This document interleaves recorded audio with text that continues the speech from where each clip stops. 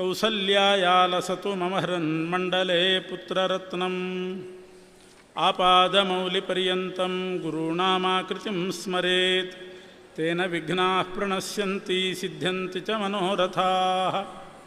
ಓಂ ಜನ್ಮಾದ್ಯಸ್ಯ ಯತೋನ್ವಯಾದಿತರತಶ್ಚಾರ್ಥೇಷ್ವಭಿಜ್ಞಸ್ವರಾಟ್ ತೇನೇ ಬ್ರಹ್ಮ ಹೃದಯ ಆದಿಕವಯೇ ಮುಹ್ಯಂತಿ ಯಂ ಸೂರಯಃ ತೇಜೋ ವಾರಿಮೃದಾಂ ಯಥಾ ವಿನಿಮಯೋ ಯತ್ರ ತ್ರಿಸರ್ಗೋ ಮೃಷಾ ಧಾಮ್ನಾ ಸ್ವೇನ ಸದಾ ನಿರಸ್ತಕುಹಕಂ ಸತ್ಯಂ ಪರಂ ಧೀಮಹಿ ಯಂ ಪ್ರವ್ರಜಂತಮನುಪೇತಮಪೇತಕೃತ್ಯಂ ದ್ವೈಪಾಯನೋ ವಿರಹಕಾತರ ಆಜುಹಾವ ಪುತ್ರೇತಿ ತನ್ಮಯತಯಾ ತರವೋಪಿ ನೇದುಃ ತ್ವಂ ಸರ್ವಭೂತಹೃದಯಂ ಮುನಿಮಾನತೋಸ್ಮಿ. ಸೃಷ್ಟಿಸ್ಥಿತ್ಯಪ್ಯಯೇಹಾ ನಿಯತಿದೃಶಿತಮೋ ಬಂಧಮೋಕ್ಷಾಶ್ಚ ಯಸ್ಮಾತ್ ಅಸ್ಯ ಶ್ರೀ ಬ್ರಹ್ಮರುದ್ರಪ್ರಭೃತಿ ಸುರನರದ್ವೀಷಶತ್ರುತ್ಮಕಸ್ಯ ವಿಷ್ಣೋರ್ವ್ಯಸ್ತಾಃ ಸಮಸ್ತಾಃ ಸಕಲಗುಣನಿಧಿಃ ಸರ್ವದೋಷವ್ಯಪೇತಃ ಪೂರ್ಣಾನಂದೋ ವ್ಯಯೋ ಯೋ ಗುರುರಪಿ ಪರಮಶ್ಚಿಂತಯೇತಂ ಮಹಾಂತಂ.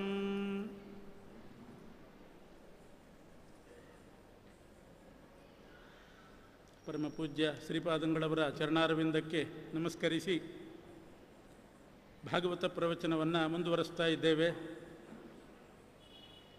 ಪರೀಕ್ಷಿನ್ ಮಹಾರಾಜ ಶಮೀಕ ಋಷಿಗಳ ಕೊರಳಿಗೆ ಹಾವು ಹಾಕಿ ಶಾಪಗ್ರಸ್ತನಾಗಿ ಗಂಗಾ ತೀರಕ್ಕೆ ಬಂದು ಕೂತಿದ್ದಾನೆ. ಶುಕಾಚಾರ್ಯರು ಅಲ್ಲಿಗೆ ಬಂದಾಗ ಅವರಲ್ಲಿ ಏನು ಪ್ರಾಯಶ್ಚಿತ್ತ ಮಾಡಿಕೊಳ್ಬೇಕು ಅಂತ ಕೇಳಿದಾಗ ಶ್ರೋತವ್ಯ ಕೀರ್ತಿತವ್ಯಶ್ಚ ಸ್ಮರ್ತವ್ಯಶ್ಚ ಇಚ್ಛತಾಭಯಂ, ಭಗವಂತನ ಶ್ರವಣ ಕೀರ್ತನ ಮನನಾದಿಗಳನ್ನು ಮಾಡಬೇಕು, ಇದರಿಂದ ಎಲ್ಲ ವಿಧ ಪಾಪಕ್ಕೂ ಪ್ರಾಯಶ್ಚಿತ್ತ ಆಗ್ತದೆ ಅಂತ ಹೇಳಿ ಭಾಗವತ ಹೇಳ್ತೇನೆ, ಭಾಗವತ ಶ್ರವಣ ಮಾಡು ಅಂತ ಪ್ರಾರಂಭಿಸಿದರು. ಆದರೆ ಇವತ್ತಿನ ಕಾಲದವರು ಪ್ರಶ್ನೆ ಮಾಡಬಹುದು, ಪರೀಕ್ಷಿನ್ ಮಹಾರಾಜ ಶಮೀಕ ಋಷಿಗಳ ಕೊರಳಿಗೆ ಹಾವು ಹಾಕಿದ್ದ, ಶಾಪಗ್ರಸ್ತನಾಗಿದ್ದ, ಅದಕ್ಕಾಗಿ ಭಾಗವತ ಕೇಳಿದ. ನಾವು ಯಾವ ಋಷಿಗಳಿಗೂ ಕೊರಳಿಗೆ ಹಾವು ಹಾಕಿಲ್ಲ, ಯಾವ ಋಷಿಗಳಿಗೂ ಅಪಚಾರ ಮಾಡಿಲ್ಲ, ನಮಗೆ ಯಾರೂ ಶಾಪ ಕೊಟ್ಟಿಲ್ಲ, ನಮಗೆ ಯಾಕೆ ಭಾಗವತ? ಹೀಗೆ ಇವತ್ತಿನ ಕಾಲಕ್ಕೆ ಭಾಗವತ ಯಾಕೆ ಪ್ರಸ್ತುತ? ಪರೀಕ್ಷಿತ್ ರಾಜ ಶಾಪಗ್ರಸ್ತನಾಗಿದ್ದ, ನಾವೇನೋ ಅಂಥ ಕೆಲಸ ಮಾಡಿಲ್ಲ ಅಂತ ಅನಿಸಬಹುದು. ಆದರೆ ಶಮೀಕ ಋಷಿಗಳು ಅಂತಂದರೆ ಅವರು ಧರ್ಮದ ಪ್ರತಿನಿಧಿ, ಧರ್ಮದ ಪ್ರತೀಕ. ಶಮೀಕ ಋಷಿಗಳಿಗೆ ಪರೀಕ್ಷಿತ್ ರಾಜ ಅವಮಾನ ಮಾಡಿದ ಅಂತಂದರೆ ನಾವೆಲ್ಲ ಮಾಡತಕ್ಕಂಥ ಧರ್ಮದ ಅವಮಾನ. ಅವರು ಧರ್ಮಮೂರ್ತಿಗಳು ಶಮೀಕ ಋಷಿಗಳು. ನಾವು ಧರ್ಮಾಚರಣೆ ಮಾಡ್ತೇವೆ, ಒಂದು ಪ್ರದಕ್ಷಿಣೆ ಬರೋದು, ಕೈ ಒಡ್ಡೋದು, ಫಲ ಸಿಗಲಿಲ್ಲ ಅಂತ ಆದ ಕೂಡಲೇ ಧರ್ಮವನ್ನು ಅವಹೇಳನ ಮಾಡ್ತೇವೆ. ಯಾರಾದರೂ ಮಾಡುವಾಗ ಅವರನ್ನು ತಪ್ಪಿಸ್ತೇವೆ, ನಾವು ಮಾಡಿದ್ವಿ ಏನೂ ಫಲ ಸಿಗಲಿಲ್ಲ ಮಾಡಬೇಡಿ ಅಂತ. ಈ ರೀತಿ ಶಮೀಕ ಋಷಿಗಳಿಗೆ ಅವಮಾನ ಮಾಡಿದ ಅಂತಂದರೆ ಧರ್ಮಕ್ಕೆ ಅವಮಾನ ಮಾಡೋದು ಅಂತ ಅರ್ಥ. ಇವತ್ತಿನ ಕಾಲದಲ್ಲಿ ಚೆನ್ನಾಗಿ ಮಾಡೋದಿಲ್ಲ ಧರ್ಮವನ್ನು, ಏನಾದರೂ ನ್ಯೂನತೆಗಳಿರ್ತದೆ, ಲೋಪದೋಷಗಳಿರ್ತದೆ, ಫಲ ಸಿಗಲಿಲ್ಲ ಅಂತ ಅಂದ್ಕೊಳ್ಳೆ ಧರ್ಮವನ್ನೇ ಬೈಯೋದು, ಧರ್ಮವನ್ನೇ ಅವಹೇಳನ ಮಾಡ್ತೇವೆ.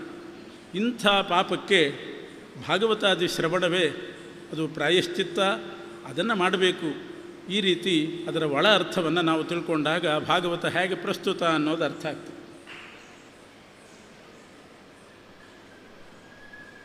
ಶಮೀಕ ಋಷಿಗಳು, ಶುಕಾಚಾರ್ಯರು ಪರೀಕ್ಷಿತ್ ರಾಜನಿಗೆ ಭಾಗವತ ಹೇಳ್ತೇನೆ, ಅದೇ ಪ್ರಾಯಶ್ಚಿತ್ತ ಅಂತ ಹೇಳಲಿಕ್ಕೆ ಪ್ರಾರಂಭ ಮಾಡಿದರು. ನಮಃ ಪರಸ್ಮೈ ಪುರುಷಾಯ ಭೂಯಸೆ ಸದುದ್ಭವಸ್ಥಾನ ನಿರೋಧ ಲೀಲಯ ಗೃಹೀತ ಶಕ್ತಿತ್ರಿತಯಾಯ ದೇಹಿನಾಂ ಅಂತರ್ಧ್ರುವಾಯಾನುಪಲಭ್ಯ ವರ್ತಮನೆ ಅಂತ ಬಿಂಬರೂಪಿಯಾದ ಪರಮಾತ್ಮನ ಸ್ತೋತ್ರ ಮಾಡಿ, ಒಂದೇ ಸಲ ಸ್ತೋತ್ರ ಮಾಡಿದರೆ ಸಾಲದು ಅಂತ ಭೂಯೋ ನಮಃ ಸದ್ವೃಜಿ ನಚ್ಛಿದೆ ಸತಾಂ ಅಸಂಭವಾಯ ಅಖಿಲ ಸತ್ವಮೂರ್ತಯೇ ಪುಂಸಾಂ ಪುನಃ ಪಾರಮಹಂಸ ಅಂತ ಅನೇಕ ಬಾರಿ ನಮಸ್ಕಾರ ಮಾಡಬೇಕು. ಭೂಯೋ ನಮಃ ಅಂತ ಮತ್ತೆ ಮತ್ತೆ ನಮಸ್ಕಾರ ಮಾಡಬೇಕು.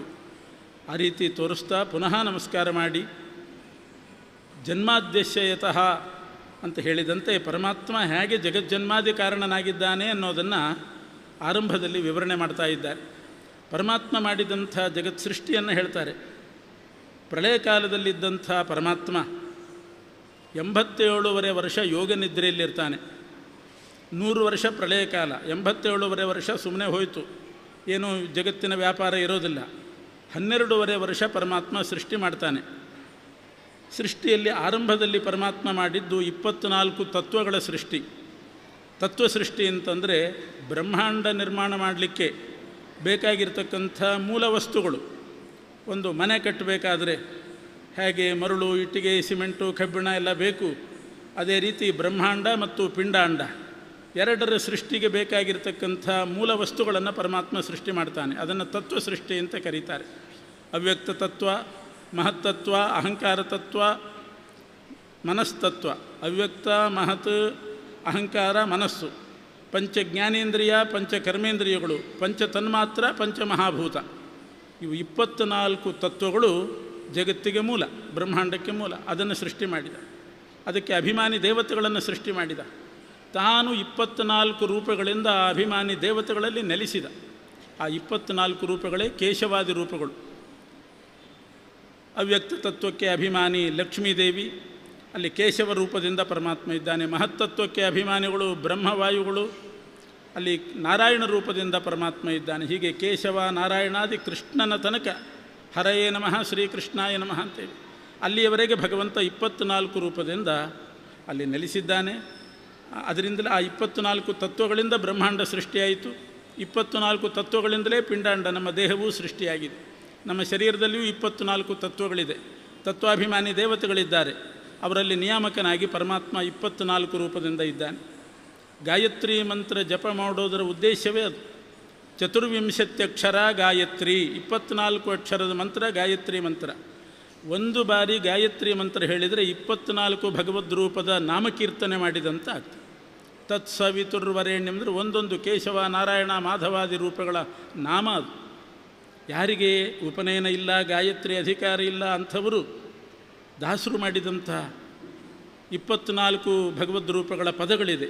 ಈಶನಿನ್ನ ಚರಣ ಭಜನೆ ಆಶೆಯಿಂದ ಮಾಡುವೇನು, ದೋಷರಾಶಿ ನಾಶ ಮಾಡೋ ಶ್ರೀಶ ಕೇಶವ ಅಂತ ಅಂಥ ಪದಗಳಿಂದ ಕೇಶವಾದಿ ರೂಪಗಳ ಸ್ಮರಣೆ ಮಾಡಬಹುದು. ಹೀಗೆ ಪರಮಾತ್ಮ ಆರಂಭದಲ್ಲಿ 24 ಪದಾರ್ಥಗಳನ್ನು ಸೃಷ್ಟಿ ಮಾಡಿ ಆ 24 ಪದಾರ್ಥದಿಂದ, ಆ ತತ್ವದಿಂದ ಬ್ರಹ್ಮಾಂಡ ಸೃಷ್ಟಿ ಮಾಡಿದ. ಬ್ರಹ್ಮಾಂಡದ ಒಳಗೆ ನೀರು ಸೃಷ್ಟಿ ಮಾಡಿ ನೀರಿನಲ್ಲಿ ಮಲಗಿದ. ಆವಾಗಲೇ ನಾರಾಯಣ ಅಂತ ಹೆಸರು ಬಂತು. ಆ ಬ್ರಹ್ಮಾಂಡದ ಒಳಗಿನ ನೀರಿನಲ್ಲಿ ಮಲಗಿದಂಥ ಪರಮಾತ್ಮ ತನ್ನ ನಾಭಿಯಲ್ಲಿ ಒಂದು ಕಮಲವನ್ನು ಸೃಷ್ಟಿ ಮಾಡ್ತಾನೆ. 14 ದಳದ ಕಮಲ ಅದು. ಆ 14 ದಳದ ಕಮಲದಲ್ಲಿ ಬ್ರಹ್ಮದೇವರನ್ನು ಹುಟ್ಟಿಸಿದ. ಆ ನಾಭಿ ಕಮಲದಲ್ಲಿ ಹುಟ್ಟಿದ ಬ್ರಹ್ಮದೇವರು ನೋಡ್ತಾರೆ, ಯಾರೂ ಇಲ್ಲ, ಅವರೊಬ್ಬರೇ ಇದ್ದರು. ನನ್ನನ್ನು ಹುಟ್ಟಿಸಿದ ಪರಮಾತ್ಮ ಎಲ್ಲಿದ್ದಾನೆ ಅಂತ ಭಗವಂತನನ್ನು ಹುಡುಕಿದರು. 4 ದಿಕ್ಕಿನಲ್ಲಿ 4 ಮುಖಗಳನ್ನು ಮಾಡಿಕೊಂಡರು. ಚತ್ವಾರಿ ಲೇಭೆ ಅನುದಿಶಂ ಮುಖಾನಿ ಅಂತಾರೆ. 4 ದಿಕ್ಕಿನಲ್ಲಿ 4 ಮುಖ ಬಂತು. ಯಾವ ಮುಖಕ್ಕೂ ಪರಮಾತ್ಮ ಕಾಣಲಿಲ್ಲ. ಚತುರ್ಮುಖರಾದರು ಬ್ರಹ್ಮದೇವರು, ಭಗವಂತ ಮಾತ್ರ ಕಾಣಲಿಲ್ಲ. ಚಿಂತೆ ಮಾಡ್ತಾ ಇದ್ದಾರೆ. ಆಗ ಅವರಿಗೆ 2 ಅಕ್ಷರ ಕೇಳಿಸ್ತು. ಸ್ಪರ್ಶೇಷು ಯತ್ ಷೋಡಶಮೇಕವಿಂಶಂ. ತ ಮತ್ತು ಪ 2 ಅಕ್ಷರಗಳು ಕೇಳಿಸ್ತು ಬಿಡಿಬಿಡಿಯಾಗಿ. ಅದನ್ನು ಜೋಡಿಸಿದಾಗ ತಪ ಅನ್ನುವ ಶಬ್ದ ನಿರ್ಮಾಣ ಆಯಿತು. ಚತುರ್ಮುಖ ಬ್ರಹ್ಮದೇವರು ಅರ್ಥ ಮಾಡಿಕೊಂಡ್ರು. ನಾನು ಭಗವಂತನನ್ನು ಹುಡುಕುವಾಗ ಪರಮಾತ್ಮ ಸಿಗದೇ ಇದ್ದಾಗ 2 ಅಕ್ಷರ ಕೇಳಿಸ್ತು, ಜೋಡಿಸಿದಾಗ ತಪ ಅನ್ನುವ ಶಬ್ದ ನಿರ್ಮಾಣ ಆಯಿತು.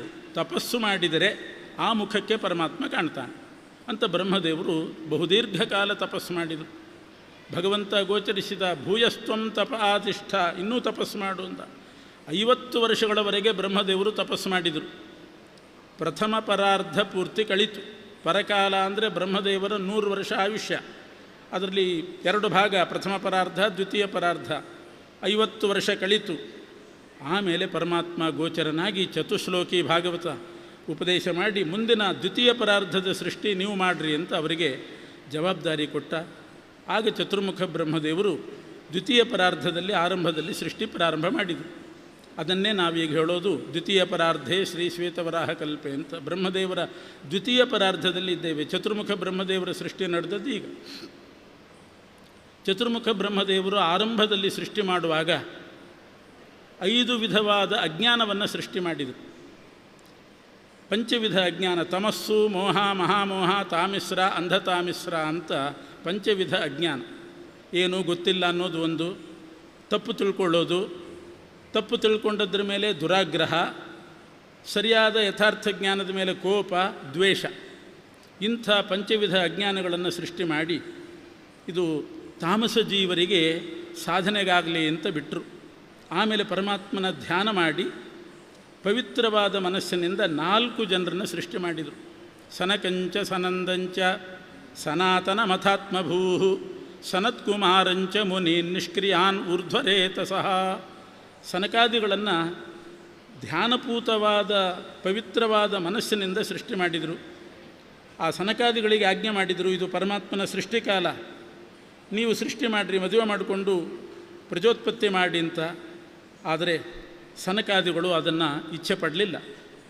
ತನ್ನ ಇಚ್ಛನ್ ಮೋಕ್ಷಧರ್ಮಾಣ ವಾಸುದೇವ ಪರಾಯಣ, ಅವರು ನಮಗೆ ಮೋಕ್ಷಧರ್ಮ ಅನುಷ್ಠಾನ ಮಾಡ್ತೇವೆ ಅಂತ ಸನ್ಯಾಸಿಗಳಾದರು. ಆಗ ಕ್ಷಣಕಾಲ ಬ್ರಹ್ಮದೇವರು ಸಿಟ್ಟು ತೋರಿಸಿದರು. ನನ್ನ ಮಾತು ಮೀರಿದರಲ್ಲ ಇವರು ಅಂತ ಸಿಟ್ಟು ಪ್ರದರ್ಶನ ಮಾಡ್ತಾರೆ. ಆವಾಗ ರುದ್ರದೇವರು ಹುಟ್ಟಿದರು. ಅವರು ರುದ್ರದೇವರು ಬ್ರಹ್ಮದೇವರ ಮಾತಿನಂತೆ ಅವರು ಸೃಷ್ಟಿ ಪ್ರಾರಂಭ ಮಾಡಿದರು, ಭೂತಗಳನ್ನು ಸೃಷ್ಟಿ ಮಾಡಿದರು. ಬ್ರಹ್ಮದೇವರೇ ಹೇಳಿದರು, ಈ ಭೂತಗಳನ್ನೆಲ್ಲ ಕರ್ಕೊಂಡು ಕೈಲಾಸಕ್ಕೆ ತಪಸ್ಸಿಗೆ ಹೋಗು ಅಂತ. ಆಮೇಲೆ ಬ್ರಹ್ಮದೇವರು ತಮ್ಮ ಅವಯವಗಳಿಂದ ಮರೀಚಿ, ಅತ್ರಿ, ಅಂಗಿರಸ್, ಪುಲಸ್ತ್ಯ, ಪುಲಹ, ಕ್ರತು, ವಸಿಷ್ಠ, ದಕ್ಷ, ನಾರದರನ್ನು ಸೃಷ್ಟಿ ಮಾಡಿದರು. ಅವರಿಗೆಲ್ಲ ವೇದೋಪದೇಶ ಮಾಡಿದರು. ಮಾನವ ಸೃಷ್ಟಿ ಮಾಡಬೇಕು ಅಂತ ವಿಚಾರ ಮಾಡಿ ಬ್ರಹ್ಮದೇವರು ತಮ್ಮ ದೇಹವನ್ನು 2 ಭಾಗ ಮಾಡಿಕೊಂಡು ಸ್ವಯಂಭೂಮನು ಮತ್ತು ಶತರೂಪ ಅನ್ನುವಂಥ ಮಿಥುನ ಸೃಷ್ಟಿ ಮಾಡ್ತಾರೆ. ಇದು ಸೃಷ್ಟಿಯಾದ ಕ್ರಮ ಹೀಗೆ. ದ್ವಿತೀಯ ಪರಾರ್ಧದಲ್ಲಿ ಬ್ರಹ್ಮದೇವರಿಂದ ಅಜ್ಞಾನ ಸೃಷ್ಟಿ, ಸನಕಾದಿಗಳ ಸೃಷ್ಟಿ, ರುದ್ರದೇವರ ಸೃಷ್ಟಿ, ಮರೀಚ್ಯಾದಿಗಳ ಸೃಷ್ಟಿ, ಅನಂತರ ಸ್ವಯಂಭೂಮನು ಶತರೂಪ ಇಬ್ಬರು ಹುಟ್ಟಿದರು. ಸ್ವಯಂಭೂಮನು ಶತರೂಪೆಯನ್ನು ಮದುವೆ ಮಾಡಿಕೊಂಡು ಮಾನವರನ್ನು ಸೃಷ್ಟಿ ಮಾಡ್ತಾನೆ. ಸ್ವಯಂಭೂಮನು ಸತ್ಯಕ್ಕೆ ಅಭಿಮಾನಿ, ಶತರೂಪಾದೇವಿ ದೀಕ್ಷೆಗೆ ಅಭಿಮಾನಿ. ಸ್ವಯಂಭೂಮನು ಬ್ರಹ್ಮದೇವರ ಆಜ್ಞೆಯಂತೆ ಶತರೂಪೆಯನ್ನು ಮದುವೆ ಮಾಡಿಕೊಂಡ. ಮಾನವರ ಸೃಷ್ಟಿ ಮಾಡಬೇಕು, ಭೂಮಿ ಇಲ್ಲ, ಬ್ರಹ್ಮಾಂಡದ ಮಧ್ಯದಲ್ಲಿ ಭೂಲೋಕ, ಭೂಲೋಕದ ಮಧ್ಯದಲ್ಲಿ ಭೂಭಾಗ, ಭೂಭಾಗ ಕೆಳಗಡೆ ಭೂಮಿಯ ಅಡಿಯಲ್ಲಿರ್ತಕ್ಕಂಥ ಬೃಹತ್ ಸಮುದ್ರ, ಘನೋದಕ ಸಮುದ್ರದಲ್ಲಿ ಮುಳುಗಿದೆ. ಮಾನವರಿಗೆ ಭೂಮಿ ಬೇಕು, ಭೂಮಿ ಇಲ್ಲ. ಸ್ವಯಂಭೂಮನು ಬ್ರಹ್ಮದೇವರಲ್ಲಿ ಪ್ರಾರ್ಥನೆ ಮಾಡ್ತಾನೆ, ಮಾನವರ ಸೃಷ್ಟಿ ಮಾಡಬೇಕು ಅಂತ ಆಜ್ಞೆ ಆಯಿತು, ಭೂಮಿ ಇಲ್ಲ, ಭೂಮಿ ಮುಳುಗಿದೆ ಸಮುದ್ರದಲ್ಲಿ, ಏನು ಮಾಡಬೇಕು? ಆಗ ಬ್ರಹ್ಮದೇವರು ಪರಮಾತ್ಮನನ್ನು ಮೊರೆ ಹೊಕ್ಕರು, ಧ್ಯಾನ ಮಾಡ್ತಾ ಕೂತರು. ಬ್ರಹ್ಮದೇವರ ಮೂಗಿನ ಹೊಳ್ಳೆಯಿಂದ ಭಗವಂತ ವರಾಹ ರೂಪದಿಂದ ಪ್ರಾದುರ್ಭವಿಸಿದ. ಶ್ವೇತವರಾಹನಾಗಿ ಅಂಗುಷ್ಠ ಪರಿಮಾಣಕಃ, ಒಂದು ಅಂಗುಷ್ಠ ಮಾತ್ರ ಪರಿಮಾಣ ಅಷ್ಟೇ ಶರೀರದಿಂದ ಪ್ರಕಟಗೊಂಡ. ಆಮೇಲೆ ಗಜ ಮಾತ್ರ ಪ್ರವೃದ್ಧೆ, ಬೃಹದ್ ರೂಪವನ್ನು ಧರಿಸಿದ, ದೊಡ್ಡ ರೂಪವನ್ನು ಧರಿಸಿದ. ಹೀಗೆ ಪರಮಾತ್ಮ ಶ್ವೇತವರಾಹನಾಗಿ ಪ್ರಾದುರ್ಭವಿಸಿ ಆ ಸಮುದ್ರದಲ್ಲಿದ್ದಂಥ ಭೂಮಿಯನ್ನು ಮೇಲಕ್ಕೆತ್ತಿಟ್ಟ. ಆದಿಹಿರಣ್ಯಾಕ್ಷ ಅಂತ ಒಬ್ಬ ಇದ್ದ ಮೊದಲೇ, ಅವನು ಅಡ್ಡಿ ಮಾಡ್ತಾನೆ, ಭೂಮಿ ಎತ್ತಬೇಡ ಅಂತ ಅಡ್ಡಿ ಮಾಡಿದ. ಆದಿಹಿರಣ್ಯಾಕ್ಷನನ್ನು ವಧೆ ಮಾಡಿ ಶ್ವೇತವರಾಹ ರೂಪಿಯಾದ ಪರಮಾತ್ಮ ಭೂಮಿಯನ್ನು ಮೇಲಕ್ಕೆತ್ತಿಟ್ಟ. ಅವತ್ತಿನಿಂದ ಇದಕ್ಕೆ ಶ್ವೇತವರಾಹ ಕಲ್ಪ ಅಂತ ಈ ಕಾಲಕ್ಕೆ ಹೆಸರು ಬಂತು. ಕಲ್ಪ ಅಂದರೆ ಈ ಬ್ರಹ್ಮದೇವರ ದ್ವಿತೀಯ ಪರಾರ್ಧದ ಮೊದಲನೇ ದಿವಸ, ಬ್ರಹ್ಮಣೋ ದಿವಸ, ಕಲ್ಪ ಅಂದರೆ ಬ್ರಹ್ಮಣೋ ದಿವಸ. ಇದಕ್ಕೆ ಶ್ವೇತವರಾಹ ಕಲ್ಪ ಅಂತ ಹೆಸರು. ಆದಿವರಾಹ, ಶ್ವೇತವರಾಹ ಅಥವಾ ಭೂವರಾಹ ಅನ್ನೋ ರೂಪದಿಂದ ಪರಮಾತ್ಮ ಪ್ರಕಟಗೊಂಡು ಭೂಮಿಯನ್ನು ಉದ್ಧಾರ ಮಾಡಿದ. ಇದೇ ಸಂದರ್ಭದಲ್ಲಿ ಇನ್ನೊಂದು ವರಾಹ ಅವತಾರದ ಚರಿತ್ರೆಯನ್ನು ಹೇಳಿದ್ದಾರೆ. ಆದಿವರಾಹ ಅಥವಾ ಶ್ವೇತವರಾಹ, ಇನ್ನೊಂದು ನೀಲವರಾಹ. ಅದು 7ನೇ ಮನ್ವಂತರದಲ್ಲಿ ನಡೆದದ್ದು. ಈಗ ನಡೀತಾ ಇರೋದು 7ನೇ ಮನ್ವಂತರ. ಮೊದಲನೇದ್ದು ಸ್ವಯಂಭೂ ಮನ್ವಂತರ, 2ನೇದ್ದು ಸ್ವಾರೋತಿಷ, 3ನೇದ್ದು ಉತ್ತಮ ಮನ್ವಂತರ, 4ನೇದ್ದು ತಾಪಸ ಮನ್ವಂತರ, 5ನೇದ್ದು ರೈವತ, 6ನೇದ್ದು ಚಾಕ್ಷುಷ ಮನ್ವಂತರ. ಈಗ ನಡೀತಾ ಇರೋದು 7ನೇ ಮನ್ವಂತರ. ಬ್ರಹ್ಮದೇವರ ಒಂದು ಹಗಲಿನಲ್ಲಿ 14 ಮನ್ವಂತರಗಳಾಗ್ತದೆ. ಒಂದು ಮನ್ವಂತರ ಅಂತಂದರೆ 71 ಮಹಾಯುಗಕ್ಕೆ ಒಂದು ಮನ್ವಂತರ ಅಂತ ಹೆಸರು. ಸ್ವಯಂಭೂಮನು ಮೊದಲನೇ ಮನ್ವಂತರ ಅಂದರೆ 71 ಮಹಾಯುಗ ಆಳಿದವನು. ಈಗ ವೈವಸ್ವತ ಮನ್ವಂತರ ಕಾಲ ನಡೀತಾ ಇದೆ. ಈ 7ನೇ ವೈವಸ್ವತ ಮನ್ವಂತರದಲ್ಲಿ ಈಗ ನಾವು 28ನೇ ಕಲಿಯುಗದಲ್ಲಿ ಇದ್ದೇವೆ. ಈ 7ನೇ ಮನ್ವಂತರದಲ್ಲೇ ದಶಾವತಾರಗಳು ನಡೆದದ್ದು. ಮತ್ಸ್ಯ ಕೂರ್ಮೋ ವರಾಹಶ್ಚ ನಾರಸಿಂಹಶ್ಚ ವಾಮನಃ ರಾಮೋ ರಾಮಶ್ಚ ಕೃಷ್ಣಶ್ಚ ಬುದ್ಧ ಕಲ್ಕೀಚ ತೇದಶ ಅಂತ ಇದೇ ಕ್ರಮದಲ್ಲಿ 10 ಅವತಾರಗಳು ನಡೆದವು. ಮೊದಲು ಮತ್ಸ್ಯಾವತಾರ, ಕೂರ್ಮಾವತಾರ, ಆಮೇಲೆ ವರಾಹಾವತಾರ. ಇದುವರೆಗೆ ಹೇಳಿದ್ದು ಆದಿವರಾಹ, ಸ್ವಯಂಭವ ಮನ್ವಂತರದ ಆದಿಯಲ್ಲಿ ನಡೆದ ಶ್ವೇತವರಾಹ ಆದಿವರಾಹ. 7ನೇ ಮನ್ವಂತರದ ದಶಾವತಾರ ಪಂಕ್ತಿಯಲ್ಲಿ 3ನೇದ್ದು ನೀಲವರಾಹ, ಅದರ ಚರಿತ್ರೆಯನ್ನು ಹೇಳ್ತಾರೆ. 7ನೇ ಮನ್ವಂತರದಲ್ಲಿ ನೀಲವರಾಹ ಅವತಾರ ಯಾಕೆ ಆಯಿತು? ಮೊದಲನೇ ಸಲ ಭೂಮಿ ತಾನೇ ಮುಳುಗಿತ್ತು. ಭೂಮಿ ಹೇಗಿದೆ ಅಂದರೆ, ಭಾಗವತದ ಪ್ರಕಾರ ಸಮುದ್ರದ ಮೇಲೆ ಭೂಮಿ, ಹಾಲಿನ ಮೇಲೆ ಕೆನೆ ಇದ್ದ ಹಾಗೆ, ಗಟ್ಟಿಯಾದ ಕೆನೆ ಪಾತ್ರೆ ಗಂಟುಕೊಂಡಿದ್ದಂತೆ ಹಾಲಿನ ಮೇಲೆ ಕೆನೆ ಇದ್ದ ಹಾಗೆ ಸಮುದ್ರದ ಮೇಲೆ ಭೂಮಿ, ಅದು ಮುಳುಗಿತ್ತು. ಆದಿವರಾಹ ರೂಪಿ ಪರಮಾತ್ಮ ಎತ್ತಿದ. 7ನೇ ಮನ್ವಂತರದಲ್ಲಿ ಕಶ್ಯಪ ಋಷಿಗಳಿಗೆ ದಿತಿದೇವಿಯಲ್ಲಿ ಹುಟ್ಟಿದಂಥ ದೈತ್ಯ ಹಿರಣ್ಯಾಕ್ಷ, ಹಿರಣ್ಯಕಶಿಪು ಹಿರಣ್ಯಾಕ್ಷ ಅಂತ ಇಬ್ಬರು ಮಕ್ಕಳು. 2ನೇಯವನು ದೈತ್ಯ ಹಿರಣ್ಯಾಕ್ಷ, ಅವನು ಬಲಾತ್ಕಾರ ಮಾಡಿ ಭೂಮಿಯನ್ನು ಮುಳುಗಿಸ್ತಾನೆ. ಚಾಪಿ ಸುತ್ತಿದಂತೆ ಸುತ್ತಿ ಮುಳುಗಿಸಿದ. ಆಗ ಪರಮಾತ್ಮ ಮತ್ತೆ ನೀಲವರಾಹನಾಗಿ ಅವತರಿಸಿ ದೈತ್ಯ ಹಿರಣ್ಯಾಕ್ಷನನ್ನು ಕೊಂದು ಆ ಭೂಮಿಯನ್ನು ಉದ್ಧಾರ ಮಾಡ್ತಾನೆ. ಪ್ರಥಮಂತೂ ಸ್ವಯಂ ಮಗ್ನಾಂ ದ್ವಿತೀಯಂ ತೇನ ಮಜ್ಜಿತಾಂ ಅಂತ. ತಾನೇ ಮುಳುಗಿತ್ತು ಮೊದಲನೇ ಸಲ ಆದಿವರಾಹ. 2ನೇ ಸಲ 7ನೇ ಮನ್ವಂತರದಲ್ಲಿ ದೈತ್ಯ ಹಿರಣ್ಯಾಕ್ಷ ಮುಳುಗಿಸಿದ್ದು. ಯಾಕೆ ಮುಳುಗಿಸಿದ? ಮೊದಲನೇದ್ದು ಭಾರಕ್ಕೆ ಮುಳುಗಿರಬಹುದು. 7ನೇ ಮನ್ವಂತರದಲ್ಲಿ ಕಶ್ಯಪರ ಮಗ ದಿತಿದೇವಿಯಲ್ಲಿ ಹುಟ್ಟಿದಂಥ ಮಗ ಹಿರಣ್ಯಾಕ್ಷ ಭೂಮಿ ಮುಳುಗಿಸುವಂಥ ನೀಚಕೃತ್ಯ ಯಾಕೆ ಮಾಡಿದ ಅಂತ ಪ್ರಶ್ನೆ. ಯಾಕೆಂದರೆ ಭೂಮಿ ಮುಳುಗಿಸೋದು ಅಂದರೆ ಸಾಧಾರಣ ನೀಚಕೃತ್ಯ ಅಲ್ಲ ಅದು. ಒಬ್ಬ ವ್ಯಕ್ತಿಯನ್ನೇ ಮುಳುಗಿಸಿದರೆ ಎಂಥ ನೀಚ ಅಂತಾರೆ. ಒಬ್ಬ ವ್ಯಕ್ತಿಯನ್ನು ಮುಳುಗಿಸೋದು, ಅಥವಾ ಒಂದು ಬ್ಯಾಂಕ್ ಮುಳುಗಿಸೋದು, ದೇಶ ಮುಳುಗಿಸೋದು, ಮನೆ ಮುಳುಗಿಸೋದು, ಇದು ಭೂಮಿಯನ್ನೇ ಮುಳುಗಿಸಿದ. ಇಂಥ ನೀಚ ಹೇಗೆ ಹುಟ್ಟಿದ ಅಂತನ್ನೋದಕ್ಕೆ ಒಂದು ಉದ್ಬೋಧಕವಾದ ಪ್ರಸಂಗ ಹೇಳ್ತಾರೆ ಭಾಗವತದಲ್ಲಿ. ಕಶ್ಯಪ ಋಷಿಗಳು ದಿತಿದೇವಿಯನ್ನು ವಿವಾಹ ಮಾಡಿಕೊಂಡಾಗ ಒಂದು ದಿನ ಸಂಧ್ಯಾಕಾಲದಲ್ಲಿ ದಿತಿದೇವಿ ಕಶ್ಯಪರಲ್ಲಿ ಬಂದು, ನನಗೆ ಗರ್ಭಧಾರಣೆ ಆಗಬೇಕು, ನನಗೆ ಪುತ್ರೋತ್ಪತ್ತಿ ಆಗಬೇಕು ಅಂತ ಪುತ್ರ ಭಿಕ್ಷೆಯನ್ನು ಬೇಡ್ತಾಳೆ. ಕಶ್ಯಪ ಋಷಿಗಳು ಬುದ್ಧಿವಾದ ಹೇಳಿದರು. ಏಷಾ ಘೋರತಮಾವೇಲ ಘೋರಾಣಾಂ ಘೋರದರ್ಶನ. ಇದು ಘೋರವಾದ ಕಾಲ, ಸಂಧ್ಯಾಕಾಲ. ಸಂಧ್ಯಾಕಾಲದಲ್ಲಿ ದೇವರ ಧ್ಯಾನ ಮಾಡಬೇಕು. ಯಾಂ ಸದಾ ಸರ್ವಭೂತಾನಿ ಸ್ಥಾವರಾಣಿ ಚರಾಣಿ ಚ ಸಾಯಂ ಪ್ರಾತರ್ನಮಸ್ಯಂತಿ ಸಾಮಾಂ ಸಂಧ್ಯಾಭಿರಕ್ಷತು. ಸಂಧ್ಯಾನಾಮಕನಾದ ಪರಮಾತ್ಮ ನಮ್ಮನ್ನು ಕಾಪಾಡಲಿ ಅಂತ ಘೋರವಾದ ಸಂಧ್ಯಾಕಾಲದಲ್ಲಿ ಭಗವಂತನ ಪ್ರಾರ್ಥನೆ ಮಾಡಬೇಕು. ನೀನೇನು ಗರ್ಭಧಾರಣೆಗಾಗಿ ಅಪೇಕ್ಷೆ ಪಡ್ತಿದ್ದಿ ಎಂದರು. ಅವಳು ಬಹಳ ಬಲವಂತ ಮಾಡಿದ್ಲು, ಗರ್ಭಧಾರಣೆ ಆಗಲೇಬೇಕು ಅಂತ. ಕಶ್ಯಪ ಋಷಿಗಳು ಅವಳ ಆಸೆಯನ್ನು ಪೂರೈಸಿದರು. ಆ ಸಂಧ್ಯಾಕಾಲದ ಗರ್ಭದಿಂದಾಗಿ ದಿತಿದೇವಿಯಿಂದ 2 ಲೋಕಕಂಟಕರು ಹುಟ್ಟಿದರು, ಹಿರಣ್ಯಕಶಿಪು ಮತ್ತು ಹಿರಣ್ಯಾಕ್ಷರು. ಆದರೆ ಹಿರಣ್ಯಕಶಿಪು ಅವನು ವಿಷ್ಣು ದ್ವೇಷಿಯಾದ, ಹಿರಣ್ಯಾಕ್ಷ ಭೂಮಿಯನ್ನೇ ಮುಳುಗಿಸ್ತಕ್ಕಂಥ ನೀಚನಾದ. ಯೋಗ್ಯ ದಂಪತಿಗಳಿಗೆ, ಕಶ್ಯಪ ಮತ್ತು ದಿತಿದೇವಿಗಳಿಗೆ ಇಂಥ 2 ನೀಚ ಮಕ್ಕಳು ಹುಟ್ಟಿದ್ದು ಯಾಕೆ ಅಂತಂದರೆ ಸಂಧ್ಯಾಕಾಲದ ಗರ್ಭಧಾರಣೆ. ಕಾಲಕ್ಕೊಂದು ಮಹತ್ವ ಇದೆ. ಯಾವ್ಯಾವ ಕಾಲದಲ್ಲಿ ಏನು ವಿಹಿತ, ಯಾವುದು ವರ್ಜ್ಯ ಅದನ್ನು ತಿಳ್ಕೊಂಡು ಆ ಕಾಲನಾಮಕ ಪರಮಾತ್ಮನ ಇಚ್ಛೆಗೆ ಅನುಗುಣವಾಗಿ ನಡಿವೆ. ನಾವು ಕಾಲನಾಮಕ ಭಗವಂತನ ಅವಹೇಳನ ಮಾಡಿದರೆ ಮಹಾ ಅನರ್ಥ ಉಂಟಾಗ್ತದೆ. ಧರ್ಮಶಾಸ್ತ್ರದಲ್ಲಿ ಹೇಳ್ತಾರೆ, ಚತ್ವಾರಿ ಖಲು ಕರ್ಮಾಣಿ ಸಂಧ್ಯಾಕಾಲೇ ವಿವರ್ಜಯೇತ್. ಚತ್ವಾರಿ ಕರ್ಮಾಣಿ ಸಂಧ್ಯಾಕಾಲೇ ವಿವರ್ಜೆ. 4 ಕರ್ಮಗಳನ್ನು ಸಂಧ್ಯಾಕಾಲದಲ್ಲಿ ಬಿಡಬೇಕು, ವರ್ಜ್ಯ ಅದು. ಆಹಾರಂ ಮೈಥುನಂ ನಿದ್ರಾಂ ಸ್ವಾಧ್ಯಾಯಂಚ ಚತುರ್ಥಕಂ. ಈ 4 ಕಾರ್ಯಗಳು ಸಂಧ್ಯಾಕಾಲದಲ್ಲಿ ವರ್ಜ್ಯ. ಆಹಾರ ಸ್ವೀಕಾರ ಮಾಡಬಾರ್ದು. ಸಂಧ್ಯಾಕಾಲದಲ್ಲಿ ಹೆಣ್ಣು ಮಕ್ಕಳಿಗೆ ಗರ್ಭಧಾರಣೆ ಆಗಬಾರ್ದು. ಸಂಧ್ಯಾಕಾಲದಲ್ಲಿ ಯಾರೂ ನಿದ್ದೆ ಮಾಡಬಾರ್ದು. ವೇದಾಧ್ಯಯನ ನಿಷಿದ್ಧ, ವೇದಾಧ್ಯಯನವನ್ನು ಮಾಡಬಾರ್ದು. ಇದರಿಂದ ಏನು ದುಷ್ಪರಿಣಾಮ ಆಗ್ತದೆ ಅಂದರೆ, ಆಹಾರಾತ್ ಜಾಯತೆ ವ್ಯಾಧಿ. ಸಂಧ್ಯಾಕಾಲದ ಆಹಾರದಿಂದ ರೋಗ ಬರ್ತದಂತೆ ಮನುಷ್ಯನಿಗೆ. ಸಂಧ್ಯಾಕಾಲದ ಆಹಾರ ವಿಷ ಆಗಿಬಿಡ್ತದೆ, ಹೊಟ್ಟೆ ಒಳಗೆ ರೋಗಕ್ಕೆ ಕಾರಣ ಆಗ್ತದೆ. ಕ್ರೂರ ಗರ್ಭಶ್ಚ ಮೈಥುನೆ. ಸಂಧ್ಯಾಕಾಲದಲ್ಲಿ ಗರ್ಭಧಾರಣೆ ಆದರೆ ಕ್ರೂರ ಮಕ್ಕಳು ಹುಟ್ಟುತ್ತಾರೆ, ಹಿರಣ್ಯಕಶಿಪು ಹಿರಣ್ಯಾಕ್ಷನಂಥವರು ಹುಟ್ಟುತ್ತಾರೆ. ನಿದ್ರಾಶ್ರಿಯೋ ನಿವರ್ತಂತೆ. ನಿದ್ರಾ ಅಂದರೆ ನಿದ್ರಯ, ಸುಪಾಂ ಸುಪೋ ಭವಂತಿ ಅಂತ. ನಿದ್ರೆಯ ಸಂಧ್ಯಾಕಾಲದಲ್ಲಿ ನಿದ್ದೆಯಿಂದ ದಾರಿದ್ರ್ಯ ಉಂಟಾಗ್ತದೆ. ಲಕ್ಷ್ಮೀದೇವಿ ಮನೆಗೆ ಪ್ರವೇಶ ಮಾಡೋದಿಲ್ಲ. ಲಕ್ಷ್ಮೀ ಪ್ರವೇಶ ಮಾಡುವ ಕಾಲವೇ ಸಂಧ್ಯಾಕಾಲ. ಆವಾಗ ಎಲ್ಲರೂ ಮಲ್ಕೊಂಡಿದ್ರು ಅಂತಾದರೆ ಲಕ್ಷ್ಮೀದೇವಿ ಒಳಗೆ ಪ್ರವೇಶ ಮಾಡೋದಿಲ್ಲ. ಎಲ್ಲಿರ್ತಾಳೆ ಲಕ್ಷ್ಮೀದೇವಿ, ಸಂಧ್ಯಾಕಾಲದಲ್ಲಿ ಆ ಮನೆಯಲ್ಲಿ ಯಾರಾದರೂ ಮಲಗಿದರೆ ಲಕ್ಷ್ಮೀದೇವಿ ಹೊರಟೋಗ್ತಾಳೆ ಅಂತ ಉಂಟು ಮಹಾಭಾರತದಲ್ಲಿ. ಆದ್ದರಿಂದ ನಿದ್ರಾಶ್ರಯೋ ನಿವರ್ತಂತೆ ಸ್ವಾಧ್ಯಾಯೇ ಮರಣಂ ಧ್ರುವಂ. ಸಂಧ್ಯಾಕಾಲದಲ್ಲಿ ವೇದಾಧ್ಯಯನ ಮಾಡಿದರೆ ಆಯುಷ್ಯ ಕ್ಷೀಣ ಆಗ್ತದೆ ಅಂತ ಉಂಟು. ಅದರಲ್ಲಿ ಒಂದಕ್ಕೆ ನಿದರ್ಶನ ಭಾಗವತ ಹೇಳ್ತಾ ಇದೆ. ದಿತಿದೇವಿ ಕಶ್ಯಪರಿಂದ ಗರ್ಭಧಾರಣೆ ಮಾಡಿದ್ದು ಸಂಧ್ಯಾಕಾಲದಲ್ಲಿ. ಆದ್ದರಿಂದ ಕ್ರೂರಗರ್ಭಶ್ಚ ಮೈಥುನೆ ಅಂತ ಇಬ್ಬರು ನೀಚ ಮಕ್ಕಳು ಹುಟ್ಟಿದರು. ಆದಿಹಿರಣ್ಯಾಕ್ಷನ ಆವೇಶವುಳ್ಳಂಥವನು ದೈತ್ಯ ಹಿರಣ್ಯಾಕ್ಷ. ಅವನು ತಾನು ಭೂಮಿಯನ್ನು ಮುಳುಗಿಸಿದ.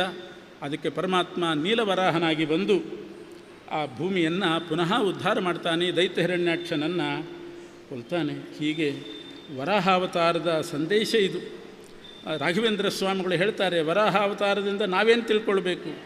ಆಗ ಭೂಮಿ ಮುಳುಗಿತ್ತು, ವರಾಹದೇವರು ಎತ್ತಿದರು. ಈಗ ಆದಿಸೂಕರಧರೋದ್ಧರಣಂತೆ ಸಿಂಧು ಬಂಧು ಜಠರಾತ್ ಶ್ರುತಿಗೀತಂ ಮಾದೃಶಾಂ ಭವಪಯೋಧಿಗತಾನಾಂ ರಕ್ಷಣೆ ಪರಿಚಯಂ ತದವೈ ಮಹಾ. ನಾವು ಕಷ್ಟ ಕಾರ್ಪಣ್ಯಗಳಲ್ಲಿ ಮುಳುಗಿದ್ರೆ, ಯಾವುದಾದರೂ ಸಮಸ್ಯೆಯಲ್ಲಿ ಮುಳುಗಿದ್ರೆ, ತಾಪತ್ರಯದಲ್ಲಿ ಮುಳುಗಿದ್ರೆ ವರಾಹದೇವರನ್ನು ಪ್ರಾರ್ಥನೆ ಮಾಡಬೇಕಂತ. ಇಡೀ ಭೂಮಿಯನ್ನೇ ಎತ್ತಿದಂಥ ನೀನು ಸಂಸಾರ ಸಾಗರದಲ್ಲಿ ಕಷ್ಟ ಕಾರ್ಪಣ್ಯಗಳಲ್ಲಿ ಮುಳುಗಿದ ನನ್ನನ್ನು ಎತ್ತಲಿಕ್ಕಾಗೋದಿಲ್ವ ನಿನಗೆ? ವರಾಹದೇವರೇ ಉದ್ಧಾರ ಮಾಡಿರಿ, ಭೂಮಿ ಎತ್ತಿದೆ, ನೀವು ನಮ್ಮನ್ನು ಉದ್ಧಾರ ಮಾಡಿರಿ ಅಂತ ವರಾಹದೇವರನ್ನು ಸ್ಮರಣೆ ಮಾಡಬೇಕು. ನಮ್ಮನ್ನು ಸಂಸಾರ ಸಾಗರದಿಂದ ಉದ್ಧಾರ ಮಾಡ್ತಾನೆ ಅಂತ ರಾಘವೇಂದ್ರ ಸ್ವಾಮಿಗಳು ಹೇಳ್ತಾರೆ.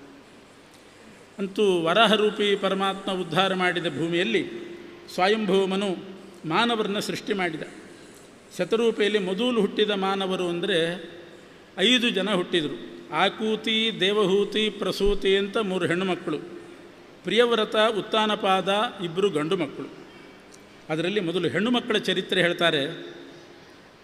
ಮನುವಿನ ಮಗಳಾದಂಥ ದೇವಹೂತಿ, 3 ಹೆಣ್ಣು ಮಕ್ಕಳಲ್ಲಿ ದೇವಹೂತಿ ಬಹಳ ಆದರ್ಶ ಮಹಿಳೆ.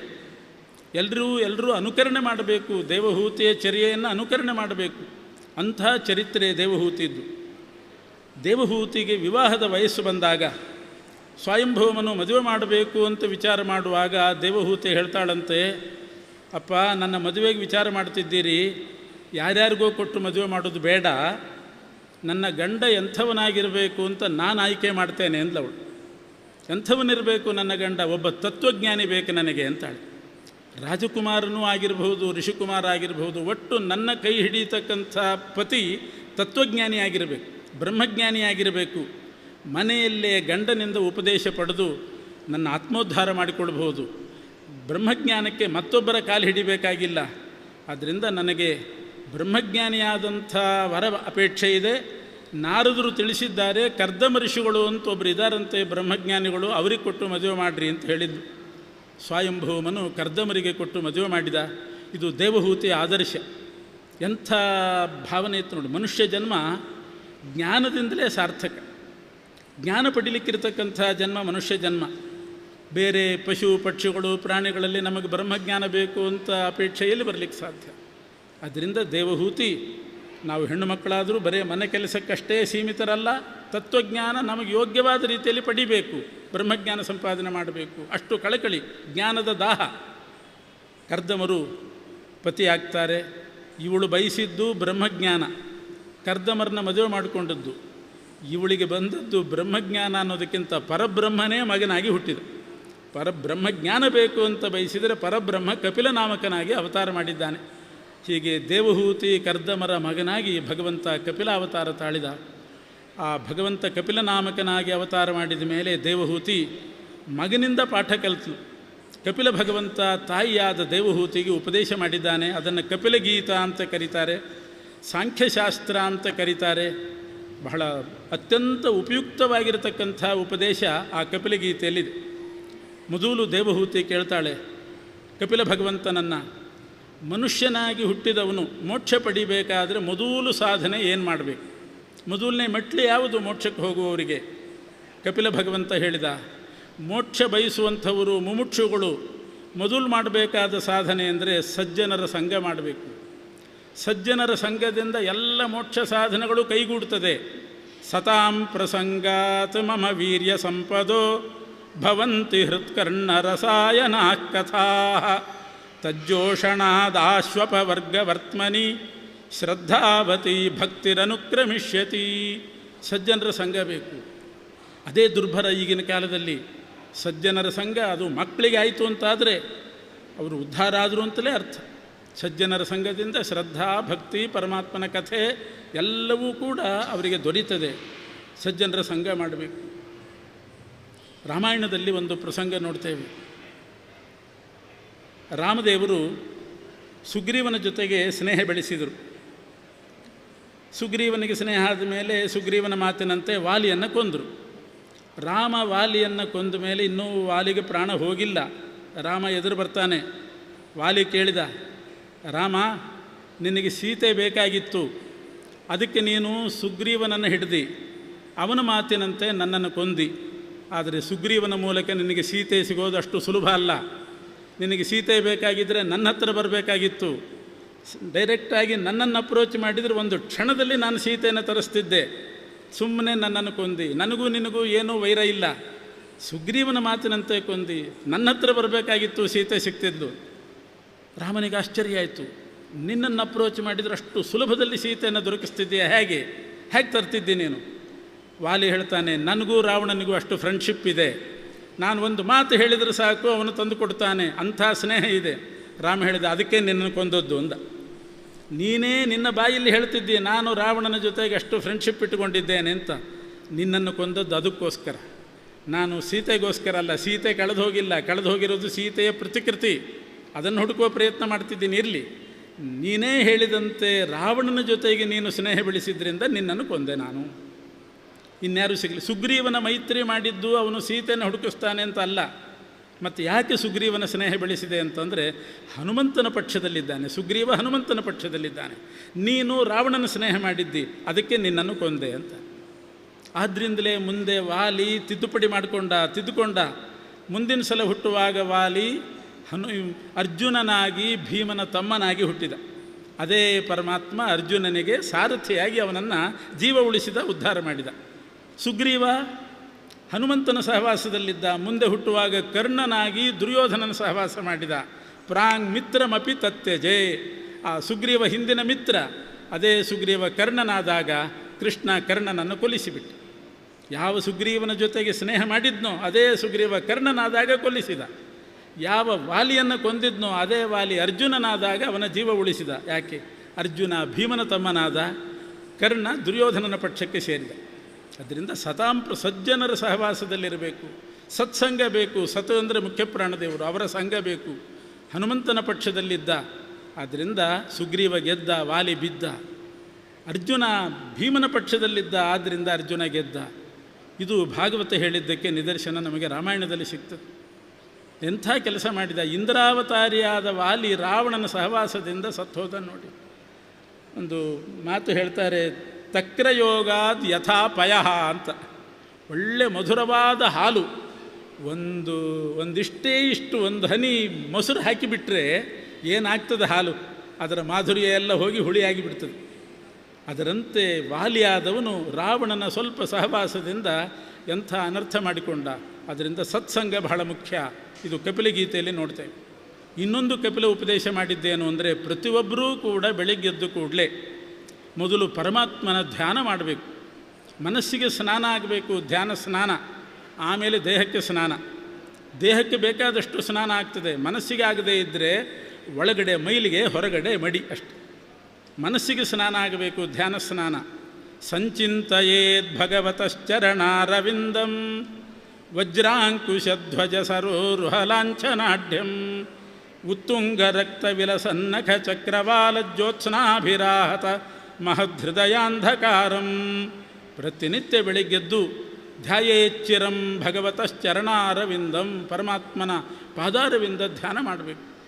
ಪವಿತ್ರವಾದ ಪಾದ, ಪರಮಾತ್ಮನ ಪಾದ ಅತ್ಯಂತ ಪವಿತ್ರ. ಎಷ್ಟು ಪವಿತ್ರ, ಎಂಥ ಮಹಿಮೆ, ಏನು ಚಿಂತನೆ ಮಾಡಬೇಕು ಅನ್ನೋದನ್ನು ವಾದಿರಾಜರ ಒಂದು ಕೃತಿಯಲ್ಲಿ ಕೇಳಿ. ಎಂಥ ಪಾವನ ಪಾದವೋ ರಂಗಯ್ಯ ನಿನ್ನ ಪಾದ, ಎಂಥ ಪಾವನ ಪಾದ ಅಂತ ವಾದಿರಾಜರು ಕೊಂಡಾಡಿದ್ದಾರೆ.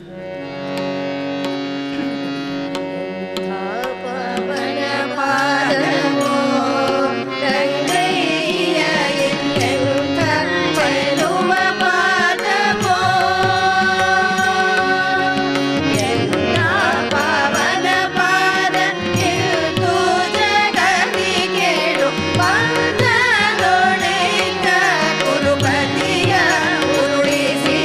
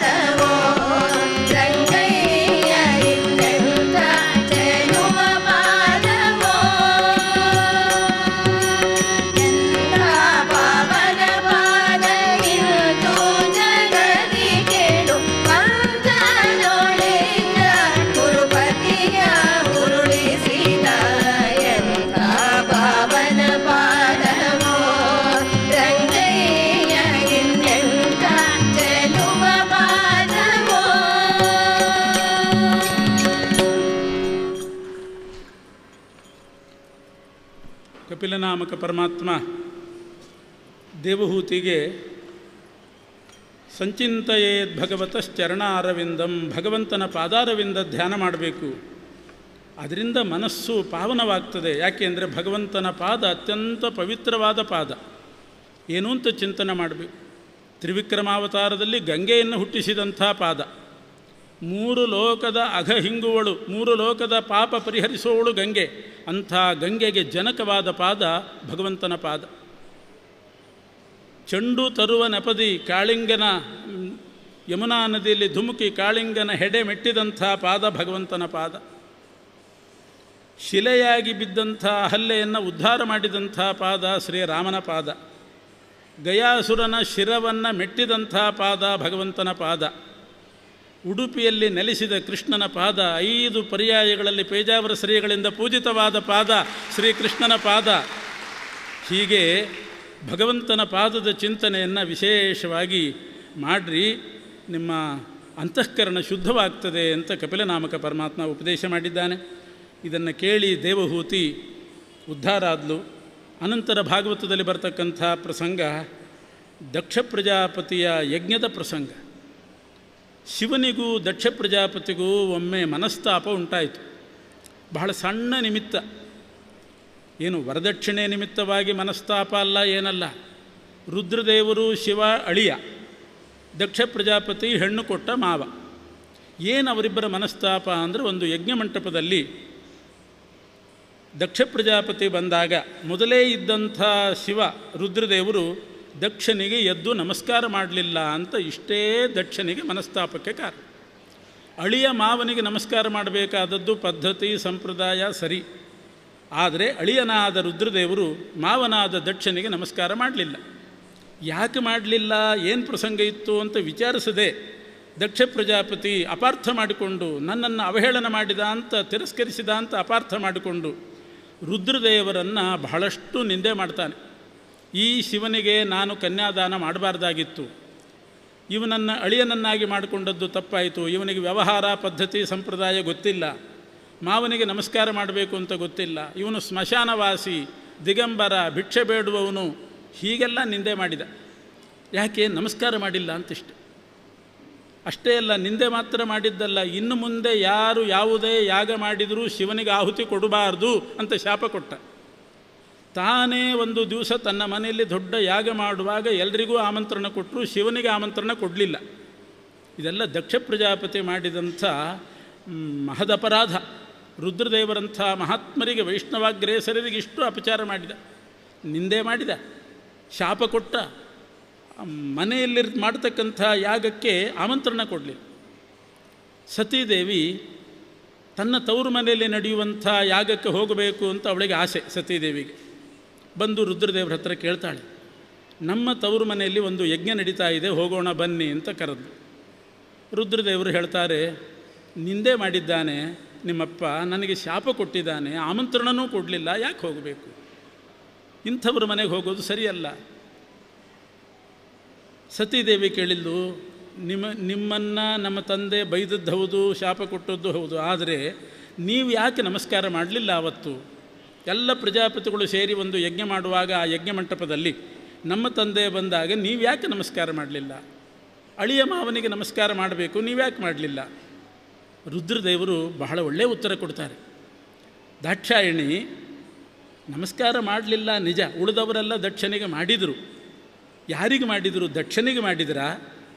ದಕ್ಷನಿಗೆಲ್ಲ ನಮಸ್ಕಾರ ಮಾಡಿದ್ದು ಅವನ ಅಂತರ್ಯಾಮಿಯಾಗಿರತಕ್ಕಂಥ ಪರಮಾತ್ಮನಿಗೆ ನಮಸ್ಕಾರ ಮಾಡಿದ್ದು. ಒಂದು ವೇಳೆ ನಾನು ಮಾಡಿದ್ದರೂ ಕೂಡ ದಕ್ಷನಿಗೆ ಸೇರ್ತಿದ್ದಿಲ್ಲ, ಅಂತರ್ಯಾಮಿಯಾದ ಪರಮಾತ್ಮನಿಗಷ್ಟೇ ನಮಸ್ಕಾರ. ಸರ್ವದೇವ ನಮಸ್ಕಾರ ಕೇಶವಂ ಪ್ರತಿಗಚ್ಚತಿ. ಯಾರು ಯಾರಿಗೆ ನಮಸ್ಕಾರ ಮಾಡಿದರೂ ಕೂಡ ಈ ರಹಸ್ಯ ತಿಳ್ಕೊಳ್ಬೇಕು, ದೇಹಕ್ಕೆ ನಮಸ್ಕಾರ ಅಲ್ಲ, ದೇಹದ ಅಭಿಮಾನಿಯಾದ ಜೀವನಿಗಲ್ಲ, ಜೀವನ ಅಂತರ್ಯಾಮಿಯಾದ ಪರಮಾತ್ಮನಿಗೆ ನಮಸ್ಕಾರ. ಈ ಎಚ್ಚರಿಕೆ ಇರಬೇಕು. ಯಾರಿಗೆ ಮಾಡಿದರೂ ಕೂಡ ಗಣಪತಿಗೆ ಪೂಜೆ ಮಾಡಲಿ, ಗಣಪತ್ಯಂತರ್ಗತ ಭಾರತೀಯ ರಮಣ ಮುಖ್ಯ ಪ್ರಾಣಾಂತರ್ಗತ ವಿಶ್ವಂಭರಾಯ ನಮಃ. ರಾಘವೇಂದ್ರ ಸ್ವಾಮಿಗಳಿಗೆ ನಮಸ್ಕಾರ ಮಾಡಿದರು, ರಾಘವೇಂದ್ರ ಗುರುವಂತರ್ಗತ ಭಾರತೀಯ ರಮಣ ಮುಖ್ಯ ಪ್ರಾಣಾಂತರ್ಗತ ಸೀತಾಪತಿ ಶ್ರೀ ರಾಮಚಂದ್ರಾಯ ನಮಃ. ಯಾರು ಯಾರಿಗೆ ನಮಸ್ಕಾರ ಮಾಡಿದರೂ ಕೂಡ ಅಂತರ್ಯಾಮಿಯಾದ ಪರಮಾತ್ಮನಿಗೆ ನಮಸ್ಕಾರ. ಈ ತತ್ವ ತಿಳ್ಕೊ ನೀನು. ಅದರಿಂದ ನಾನು ಮಾಡಲಿಲ್ಲ ಅಂತ ಅಂತರ್ಯಾಮಿ ಪರಮಾತ್ಮ ಸಿಟ್ಟಾಗಬೇಕು. ದಕ್ಷ ಯಾಕೆ ಸಿಟ್ಟಾಗ್ತಾನೆ? ನಿಮ್ಮ ತಂದೆ ಯಾಕೆ ಸಿಟ್ಟಾದ? ಇದು ರುದ್ರದೇವರು ಹೇಳಿದರು. ಪ್ರತ್ಯುದ್ಗಮ ಪ್ರಶ್ರಯಣಾಭಿವಾದನಂ ವಿಧೀಯತೆ ಸಾಧು ಮಿಥಸ್ಸು ಮಧ್ಯಮೇ ಪ್ರಾಜ್ಞೈ ಪರಸ್ಮೈ ಪುರುಷಾಯ ಚೇತಸ ಗುಹಾಶಯಾಯೈವನ ದೇಹಮಾನಿನೇ. ಹೃದಯ ಗುಹಾವಾಸಿಯಾದ ಅಂತರ್ಯಾಮಿಯಾದ ಪರಮಾತ್ಮನಿಗೆ ನಮಸ್ಕಾರ. ತಾನ್ಯಾಕೆ ಸಿಟ್ಟಾಗಬೇಕು? ಸತೀದೇವಿ ಕೇಳ್ತಾಳೆ, ನೀವು ಹಾಗೆ ಮಾಡಬೇಕಾಗಿತ್ತು. ಮಾವನಿಗೆ ಅಂತ ಬೇಡ, ಮಾವಾಂತರ್ಯಾಮಿ ಭಾರತೀಯ ರಮಣ ಮುಖ್ಯ ಪ್ರಾಣಾಂತರ್ಗತ ಅಂತ ನಾರಾಯಣಾಯ ನಮಃ ಅಂತಲೇ ಮಾಡಬೇಕಾಗಿತ್ತಲ್ಲ. ಅಂತರ್ಯಾಮಿಯಾದ ಪರಮಾತ್ಮನಿಗೆ ಅಂತಲೇ ನೀವು ಯಾಕೆ ಮಾಡಲಿಲ್ಲ? ಸಣ್ಣವರು ದೊಡ್ಡವರಿಗೆ ಮಾಡ್ತಾರೆ, ಅಂತರ್ಯಾಮಿ ಭಗವಂತನಿಗೆ ಅಂತ ಮಾಡ್ತಾರೆ, ನೀವು ಹಾಗೆ ಮಾಡಬೇಕಾಗಿತ್ತು. ರುದ್ರದೇವರು ಬಹಳ ಸರಳವಾದ ಉತ್ತರ ಕೊಡ್ತಾರೆ.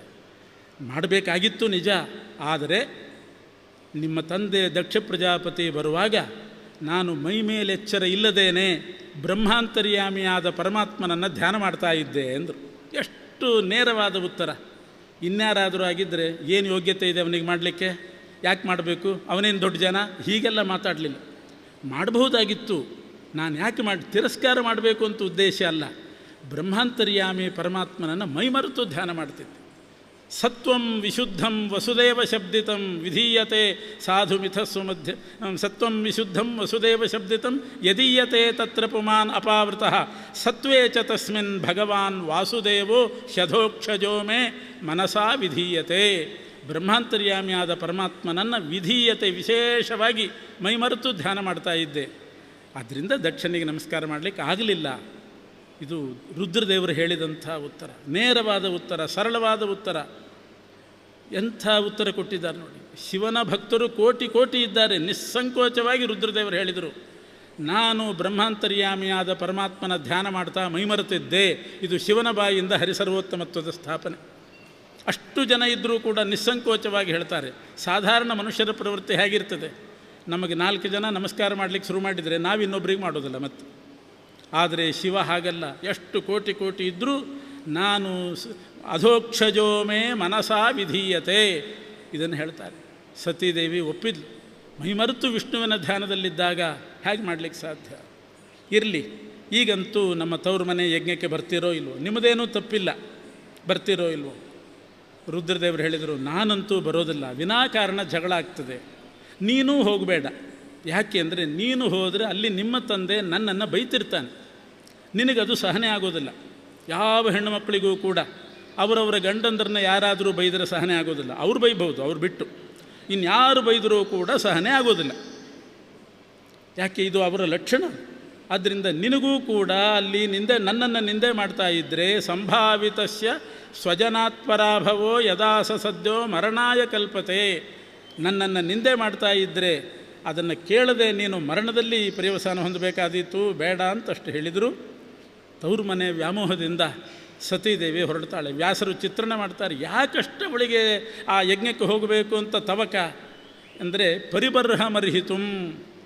ತವರು ಮನೆಯಲ್ಲಿ ಅಪ್ಪ ಕೊಡ್ತಕ್ಕಂಥ ಉಡುಗೊರೆ ತಗೋಬೇಕು, ಅದಕ್ಕೋಸ್ಕರ ಹೋಗ್ತೇನೆ ಅಂತಾಳೆ. ಪರಿಬರ್ಹ ಮರ್ಹಿತುಂ ಅಂತ. ಪರಿಬರ್ಹ ಅಂದರೆ ಉಡುಗೊರೆ. ನಾನು ದೊಡ್ಡ ಯಜ್ಞ ಮಾಡ್ತಿದ್ದಾನೆ, ಮನೆ ಹೆಣ್ಣುಮಗಳು ಬಂದಿದ್ದಾಳೆ ಅಂತ ಏನಾದರೂ ಉಡುಗೊರೆ ಕೊಡ್ತಾನೆ. ರುದ್ರದೇವರು ಹೇಳಿದರು, ಅಲ್ಲಿ ಬೇರೆಯೇ ಸಿಗ್ತದೆ ನಿನಗೆ, ನೀನು ನಿರೀಕ್ಷೆ ಮಾಡಿದ್ದಲ್ಲ. ಆದರೂ ಹೋದ. ಅಲ್ಲಿ ದಕ್ಷ ಪ್ರಜಾಪತಿ ಮಗಳನ್ನೇ ಮಾತಾಡಿಸಲಿಲ್ಲ, ಸತೀದೇವಿಯನ್ನು ಮಾತಾಡಿಸಲಿಲ್ಲ, ಅವಹೇಳನ ಮಾಡಿದ.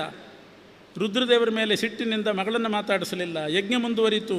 ಅರುದ್ರ ಭಾಗಂ ತಮವೇಕ್ಷ ಚಾಧ್ವರಂ. ರುದ್ರದೇವರಿಗೆ ಆಹುತಿನೇ ಇಲ್ಲದೆ, ಭಾಗ ಇಲ್ಲದೆ ಯಜ್ಞ ಮುಂದುವರಿತು. ದಕ್ಷ ಪ್ರಜಾಪತಿ ಅವಹೇಳನ ಮಾಡಿ ಬೈತಿದ್ದಾನೆ, ಶಿವನಿಗೆ ಆಹುತಿ ಕೊಡಬೇಡಿ, ನಾನೇ ಶಾಪ ಹಾಕಿದ್ದೀನಿ, ಅವನು ಸ್ಮಶಾನವಾಸಿ, ಅಯೋಗ್ಯನಿದ್ದಾನೆ, ಹೀಗೆ ಬೈಲಿಕ್ಕೆ ಶುರು ಮಾಡಿ. ಬಹಳ ಅವಮಾನ ಆಯಿತು ದಾಕ್ಷಾಯಣಿಗೆ. ಬಂದು ಧೈರ್ಯದಿಂದ ಹೇಳ್ತಾಳೆ, ಅಪ್ಪ, ನನ್ನ ಗಂಡನನ್ನು ಎಷ್ಟು ಬೈತಾ ಇದ್ದಿ ನೀನು, ಚುಚ್ಚಿ ಚುಚ್ಚಿ ಮಾತಾಡ್ತಾ ಇದ್ದಿ, ಸ್ಮಶಾನವಾಸಿ, ದಿಗಂಬರ, ಏನು ಮಾತಿದೆಲ್ಲ. ಅವನು ದಿಗಂಬರನಾಗಿರೋದು ಪ್ರಾರಬ್ಧ ಕರ್ಮದಂತೆ ಅಲ್ಲ, ಅದು ವೈರಾಗ್ಯ. ಕೆಲವರಿಗೆ ವೈರಾಗ್ಯ ಅಂದರೆ ಏನು, ದಾರಿದ್ರ್ಯ ಏನು ಅಂತ ಗೊತ್ತಾಗೋದಿಲ್ಲ. ವೈರಾಗ್ಯವನ್ನು ದಾರಿದ್ರ್ಯ ಅಂತ ಭಾವಿಸ್ತಾರೆ, ದಾರಿದ್ರ್ಯವನ್ನು ವೈರಾಗ್ಯ ಅಂತ ತಪ್ಪು ತಿಳ್ಕೊಳ್ತಾರೆ. ನನ್ನ ಗಂಡ ಪರಮ ವೈರಾಗ್ಯಾಧಿಪತಿಯೇ ಈಶಾನಾಯ ನಮಃ ಅಂತ. ವೈರಾಗ್ಯಾಧಿಪತಿ ರುದ್ರದೇವರು, ವೈರಾಗ್ಯ ಕೊಡ್ತಕ್ಕಂಥವರು. ಆದ್ದರಿಂದ ಹಾಗಿದ್ದಾರೆ. ಸ್ಮಶಾನವಾಸಿ ಅಂತ ಚುಚ್ಚಿ ಹೇಳ್ತಾ ಇದೆಯಲ್ಲ, ಸ್ಮಶಾನವಾಸಿ ಆಗಿರೋದು ಪ್ರಾರಬ್ಧ ಕರ್ಮದಿಂದ ಅಲ್ಲ. ರುದ್ರದೇವರು ಪರಮಾತ್ಮ ಜಗತ್ ಸೃಷ್ಟಿ ಮಾಡುವಾಗ ಪ್ರೇತಗಳು, ಪಿಶಾಚಿಗಳು, ರಾಕ್ಷಸರು ಇವೆಲ್ಲ ಸೃಷ್ಟಿಯಾದವು. ಮನೆ ಮನೆಗಳಿಗೆ ನುಗ್ಗುತ್ತಾ ಇದ್ವು, ಗಲಾಟೆ ಮಾಡ್ತಿದ್ವು. ಆಗ ಪರಮಾತ್ಮ ಶಿವನನ್ನು ಕರೆದು ಹೇಳಿದ್ದಂತೆ, ನನ್ನ ಸೃಷ್ಟಿಯಲ್ಲಿ ದುಷ್ಟ ಭೂತ ಪ್ರೇತ ಪಿಶಾಚಿಗಳೆಲ್ಲ ಸೃಷ್ಟಿಯಾಗಿದ್ದಾರೆ. ಎಲ್ಲ ಕಡೆ ಮನೆಯಲ್ಲಿ ಹೋಗಿ ಅಶಾಂತಿ ಉಂಟಾಗಿದೆ. ಎಲ್ಲ ಭೂತ ಪ್ರೇತ ಪಿಶಾಚಿಗಳನ್ನು ಸ್ಮಶಾನದಲ್ಲಿ ಹಾಕಿ ನೀನು ಸ್ಮಶಾನದಲ್ಲೇ ಇದ್ದು ಕಂಟ್ರೋಲ್ ಮಾಡ್ತಾ ಇರು, ಒಂದನ್ನು ಹೊರಗೆ ಬಿಡಬೇಡ ಅಂದ. ಅವತ್ತಿನಿಂದ ರುದ್ರದೇವರು ಸ್ಮಶಾನಗಳಲ್ಲಿ ಎಲ್ಲ ಪ್ರೇತ ಪಿಶಾಚಿಗಳನ್ನು ಹಾಕಿ ತಾವು ಸ್ಮಶಾನವಾಸಿಗಳಾಗಿ ಅಲ್ಲಿ ನಿಂತು ಅವುಗಳನ್ನು ನಿಯಂತ್ರಣ ಮಾಡ್ತಿದ್ದಾರೆ, ಹೊರಗಡೆ ಬಿಡದ ಹಾಗೆ. ಆದ್ದರಿಂದ ಇವತ್ತು ಜಗತ್ತು ಸುರಕ್ಷಿತ ಆಗಿದೆ. ರುದ್ರದೇವರು ಕೇಳಿದ್ರಂತೆ ಪರಮಾತ್ಮನ, ಎಲ್ಲ ಭೂತ ಪ್ರೇತಗಳನ್ನು ತಂದು ಸ್ಮಶಾನಕ್ಕೆ ಹಾಕಿ ಆಯಿತು, ಕೆಲವು ಮನೆಯಲ್ಲಿ ಹೊಸದಾಗಿ ಹುಟ್ಟುತ್ತಾವೆ, ಏನು ಮಾಡೋದು ಅಂತ. ಹೊಸ ಹೊಸ ಪ್ರೇತಗಳು ಹುಟ್ಟಿದರೆ ಅವರು ನಿನ್ನನ್ನು ಸ್ಮರಣೆ ಮಾಡಿದ ಕೂಡಲೇ ನೀನು ಹೋಗಿ ಅವುಗಳನ್ನೆಲ್ಲ ತಂದು ಮತ್ತೆ ಸ್ಮಶಾನಕ್ಕೆ ಹಾಕು. ಅವತ್ತಿನಿಂದಲೇ ರೂಢಿ. ಮನೆಯಲ್ಲಿ ಏನು ಕಾರ್ಯ ಮಾಡುವಾಗಲೂ ಕೂಡ ಅಪಸರ್ಪಂತು ಯೇ ಭೂತಾ ಸಂಸ್ಥಿತಾ ಯೇ ಭೂತ ವಿಘ್ನಕರ್ತಾರ ತೇ ನಶ್ಯಂತು ಶಿವಾಜ್ಞೆಯ. ರುದ್ರದೇವರಾಜ್ಞೆಯಿಂದಲೇ ನಾವೆಲ್ಲ ಭೂತ ಪ್ರೇತಗಳು ಉಚ್ಚಾಟನೆ ಮಾಡೋದು. ಹೀಗೆ ಇಡೀ ಜಗತ್ ಕಲ್ಯಾಣಕರವಾದಂಥ ಕಾರ್ಯವನ್ನು ಮಹರುದ್ರದೇವರು ಮಾಡ್ತಾ ಇದ್ದಾರೆ ಸ್ಮಶಾನದಲ್ಲಿದ್ದುಕೊಂಡು. ನೀನು ಸ್ಮಶಾನವಾಸಿ ಅಂತ ಅವರನ್ನು ಅವಹೇಳನ ಮಾಡ್ತಾ ಇದ್ದೆ. ಎಂಥ ಕಾರ್ಯ ರುದ್ರದೇವರು ಮಾಡೋದು. ಭಗವಂತ ಅವತ್ತು ಕೊಟ್ಟ ಕೆಲಸವನ್ನು ಅವತ್ತಿನಿಂದ ಇವತ್ತಿನವರೆಗೂ ರುದ್ರದೇವರು ಮಾಡ್ತಾ ಬಂದಿದ್ದಾರೆ. ಇನ್ಯಾರಿಗಾದರೂ ಅಂಥ ಕೆಲಸ ಕೊಟ್ಟಿದ್ದರೆ 2 ತಿಂಗಳು ಮಾಡಿ ಟ್ರಾನ್ಸ್ಫರ್ ಅರ್ಜಿ ಹಾಕಿಬಿಡ್ತಿದ್ರು, ನಮ್ಮೂರಿಗೆ ಟ್ರಾನ್ಸ್ಫರ್ ಮಾಡಿರಿ ಅಂತ. ಎಂಥ ಸ್ವಾಮಿ ನಿಷ್ಠೆ ರುದ್ರದೇವರಿಗೆ.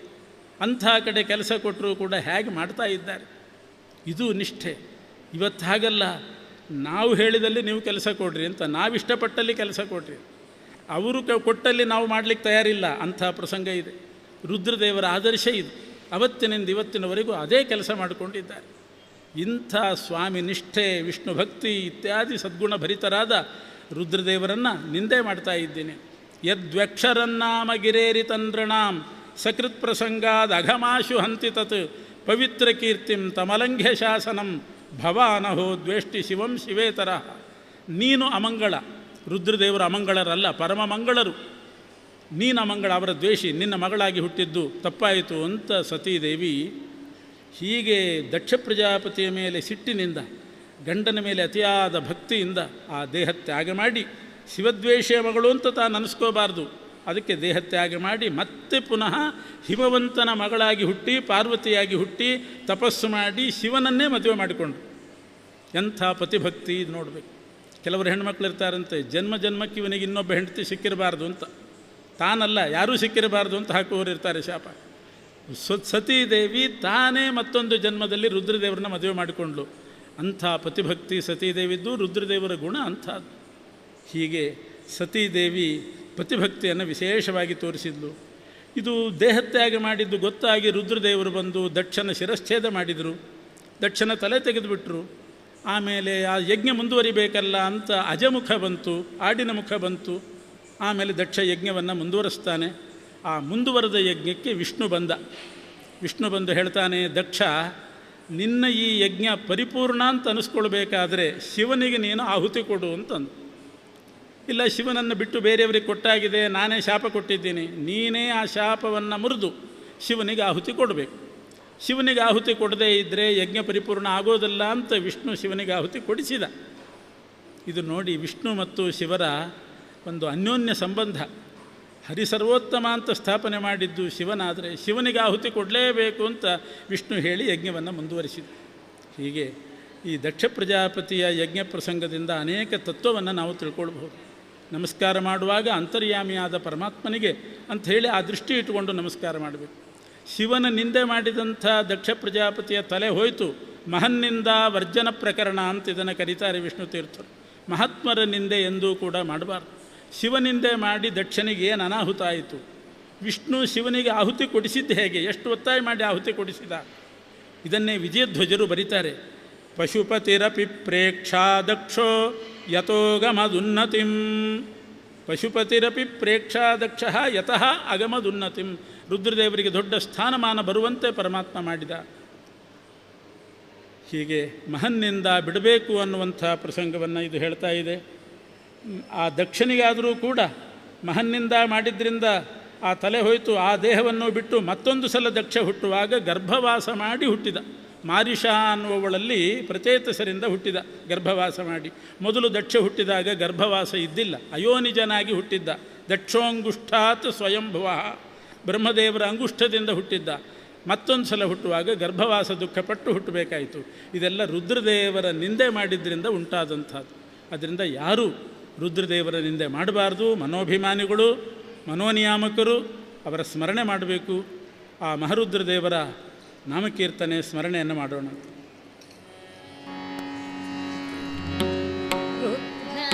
ವೀರಭದ್ರ ಅದ್ರಿನಂದನೆ ರಮಣ, ರುದ್ರ ವೀರಭದ್ರ ಅದ್ರಿನಂದನೆ ರಮಣ, ರೌದ್ರ ಮೂರುತಿ ದಯ ಸಮುದ್ರ ಎನ್ನನು ಕಾಯೋ, ರುದ್ರ ವೀರಭದ್ರ ಅದ್ರಿನಂದನೆ ರಮಣ.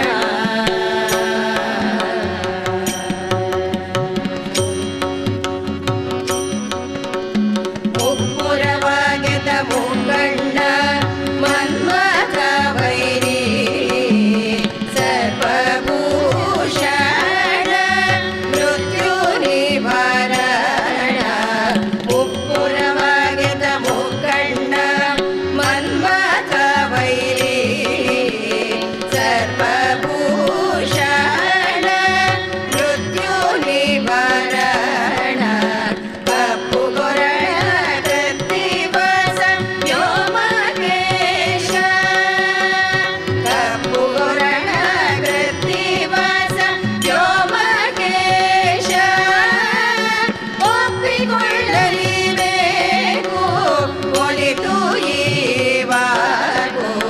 ಕಪ್ಪು ಗೊರಳ ಕೃತ್ತಿವಸ ವ್ಯೋಮಕೇಶ, ಒಪ್ಪಿಕೊಳ್ಳಲೇಬೇಕು ಒಲಿತು ಈವಾಗೂ.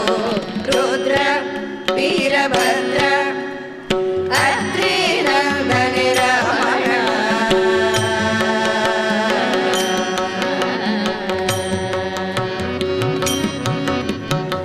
ಸತ್ಯೋಜಾತನೆ ಭೂತನಾಥ ವಕುತರ ದಾತ, ಖದ್ಯೋತಲಾವಣ್ಯ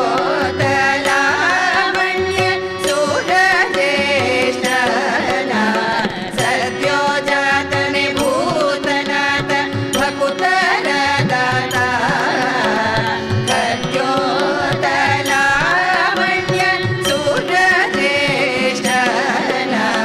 ಮಧ್ವದಾನನ ಛೇದ ಶ್ರೀ ವಿಷ್ಣುವಿನ ಪಾದ, ಮಧ್ಯದಾನನ ಛೇದ ಶ್ರೀ ವಿಷ್ಣುವಿನ ಪಾದ. ನೃತ್ಯದೊಳಗಿಟ್ಟ ಜಟಾಚೂಟ ಬರುತ್ತಿಟ್ಟ, ಮಧ್ಯದಾನನ ಛೇದ ಶ್ರೀ ವಿಷ್ಣುವಿನ ಪಾದ. ನೃತ್ಯದೊಳಗಿಟ್ಟ ಜಟಾಚೂಟ ಬರುತ್ತಿಟ್ಟ, ರುದ್ರ ವೀರಭದ್ರ ಅದ್ರಿನಂದನೆ ರಮಣ.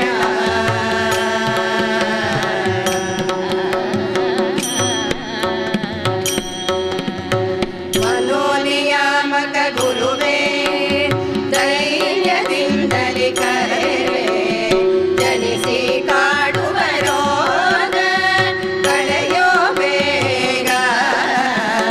ಮನೋನಿಯಾಮಕ ಗುರುವೇ ಧೈರ್ಯದಿಂದಲೇ ಕರೆವೆ, ಜನಿಸಿ ಕಾಡುವ ರೋಗ ಕಳೆಯೋ ಬೇಗ.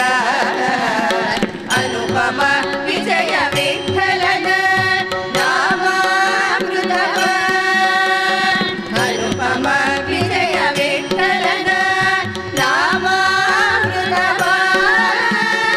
ಎನಗುಣಿಸುವುದೋ ಸಾಂಬ ಮರುತ ಪ್ರತಿಬಿಂಬ, ಅನುಪಮ ವಿಜಯ ವಿಠಲನ ನಾಮಾಮೃತವ. ಎನಗುಣಿಸುವುದೋ ಸಾಂಬ ಮರುತ ಪ್ರತಿಬಿಂಬ. ರುದ್ರ ವೀರಭದ್ರ ಅದ್ರಿನಂದನೆ ರಮಣ, ರೌದ್ರ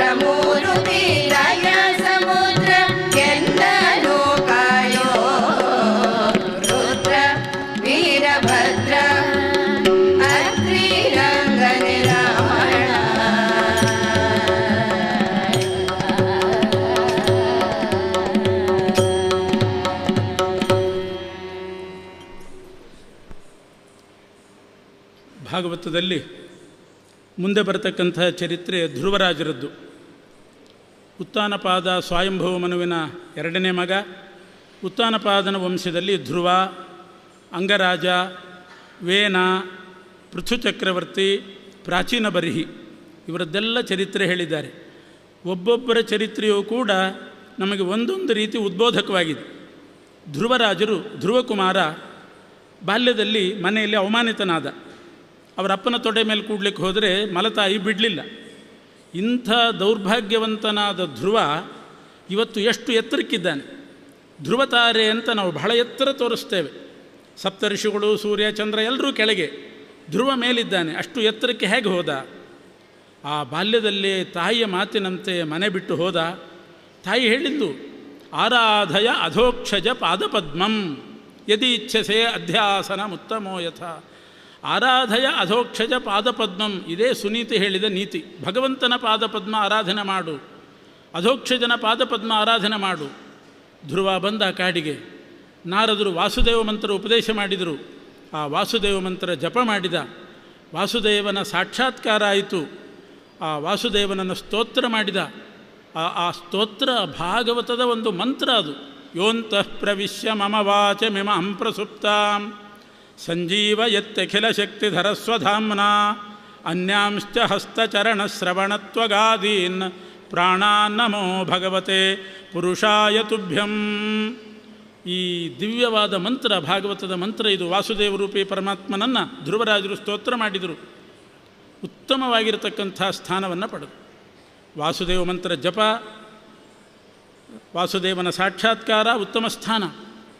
ಆ ವಾಸುದೇವ ಮಂತ್ರ ಜಪದಿಂದಲೇ ಇಷ್ಟಾಯಿತು ಧ್ರುವನಿಗೆ. ಭಾಗವತವೂ ಕೂಡ ವಾಸುದೇವ ಮಂತ್ರದ ವಿಸ್ತಾರ ಅಂತ ಹೇಳ್ತಾರೆ. ವಾಸುದೇವ ಮಂತ್ರದಲ್ಲಿ 12 ಅಕ್ಷರ, ಓಂ ನಮೋ ಭಗವತೆ ವಾಸುದೇವಾಯ, ಅದರ ವಿಸ್ತಾರವೇ ಭಾಗವತ. ವಾಸುದೇವ ಮಂತ್ರದಿಂದ ಧ್ರುವನಿಗೆ ಅಂಥ ಸಿದ್ಧಿ ಬಂತು. ಇನ್ನೊಂದು ಮಹಿಮೆಯನ್ನು ಹೇಳಬೇಕು ವಾಸುದೇವ ಮಂತ್ರಕ್ಕೆ. ಯಾಜ್ಞವಲ್ಕ್ಯರು ಅಂತ ಒಬ್ಬ ಋಷಿಗಳಿರ್ತಾರೆ. ಅವರಿಗೆ 2 ಹೆಂಡಂದರು. ಒಬ್ಬ ಹೆಂಡತಿಯನ್ನು ವಿಶೇಷ ಪ್ರೀತಿ ಮಾಡಿದರು, ಇನ್ನೊಬ್ಬಳನ್ನು ಕಡೆಗಾಣಿಸಿದರು. ಅವಳಿಗೆ ಇತರ ಅಂತ ಹೆಸರು, ಬೇರೆಯವಳು ಅಂತ. ಇತರ ಅಂದರೆ ಬೇರೆಯವಳು ಅಂತ. ಅವಳನ್ನು ಸ್ವಲ್ಪ ದೂರ ಇಟ್ಟಿದ್ದರು, ಬೇರೆಯವಳು ಅಂತಲೇ ಆಗಿದ್ಲು. ಆ ಇತರೆಯ ಮಗನೇ ಒಬ್ಬ ಅವಧೂತನಾಗಿರ್ತಾನೆ. ಅವನಿಗೆ ಐತರೇಯ ಅಂತ ಕರಿತಿದ್ರು. ಇತರೆಯ ಮಗನಾದ್ದರಿಂದ ಐತರೇಯ. ಅವಧೂತನಾಗಿದ್ದ, ದಡ್ಡನಂತೆ ಇದ್ದ. ಇನ್ನೊಬ್ಬ ಹೆಂಡತಿಯ ಮಕ್ಕಳು ಒಳ್ಳೆ ಬುದ್ಧಿವಂತರು, ಒಳ್ಳೆ ವಿದ್ವಾಂಸರೆಲ್ಲ ಆಗಿದ್ದರು. ಒಂದು ದೊಡ್ಡ ಯಜ್ಞಕ್ಕೆ ಹೋಗಿರ್ತಾರೆ. ಈ ಐತರೇಯ ಮನೆಯಲ್ಲಿ ಸುಮ್ಮನೆ ಕೂತಿದ್ದಾನೆ. ಅವರೆಲ್ಲ ಯಜ್ಞ ಮಾಡಿಸ್ಲಿಕ್ಕೆ ಹೋಗಿದ್ದಾರೆ. ತಾಯಿ ಹೇಳಿಲ್ಲಂತೆ ಇತರಾದೇವಿ, ನೀನು ಏನು ಮಗನಾಗಿ ಹುಟ್ಟಿದ್ದಿ, ಯಾವುದಕ್ಕೂ ಉಪಯೋಗ ಇಲ್ಲ.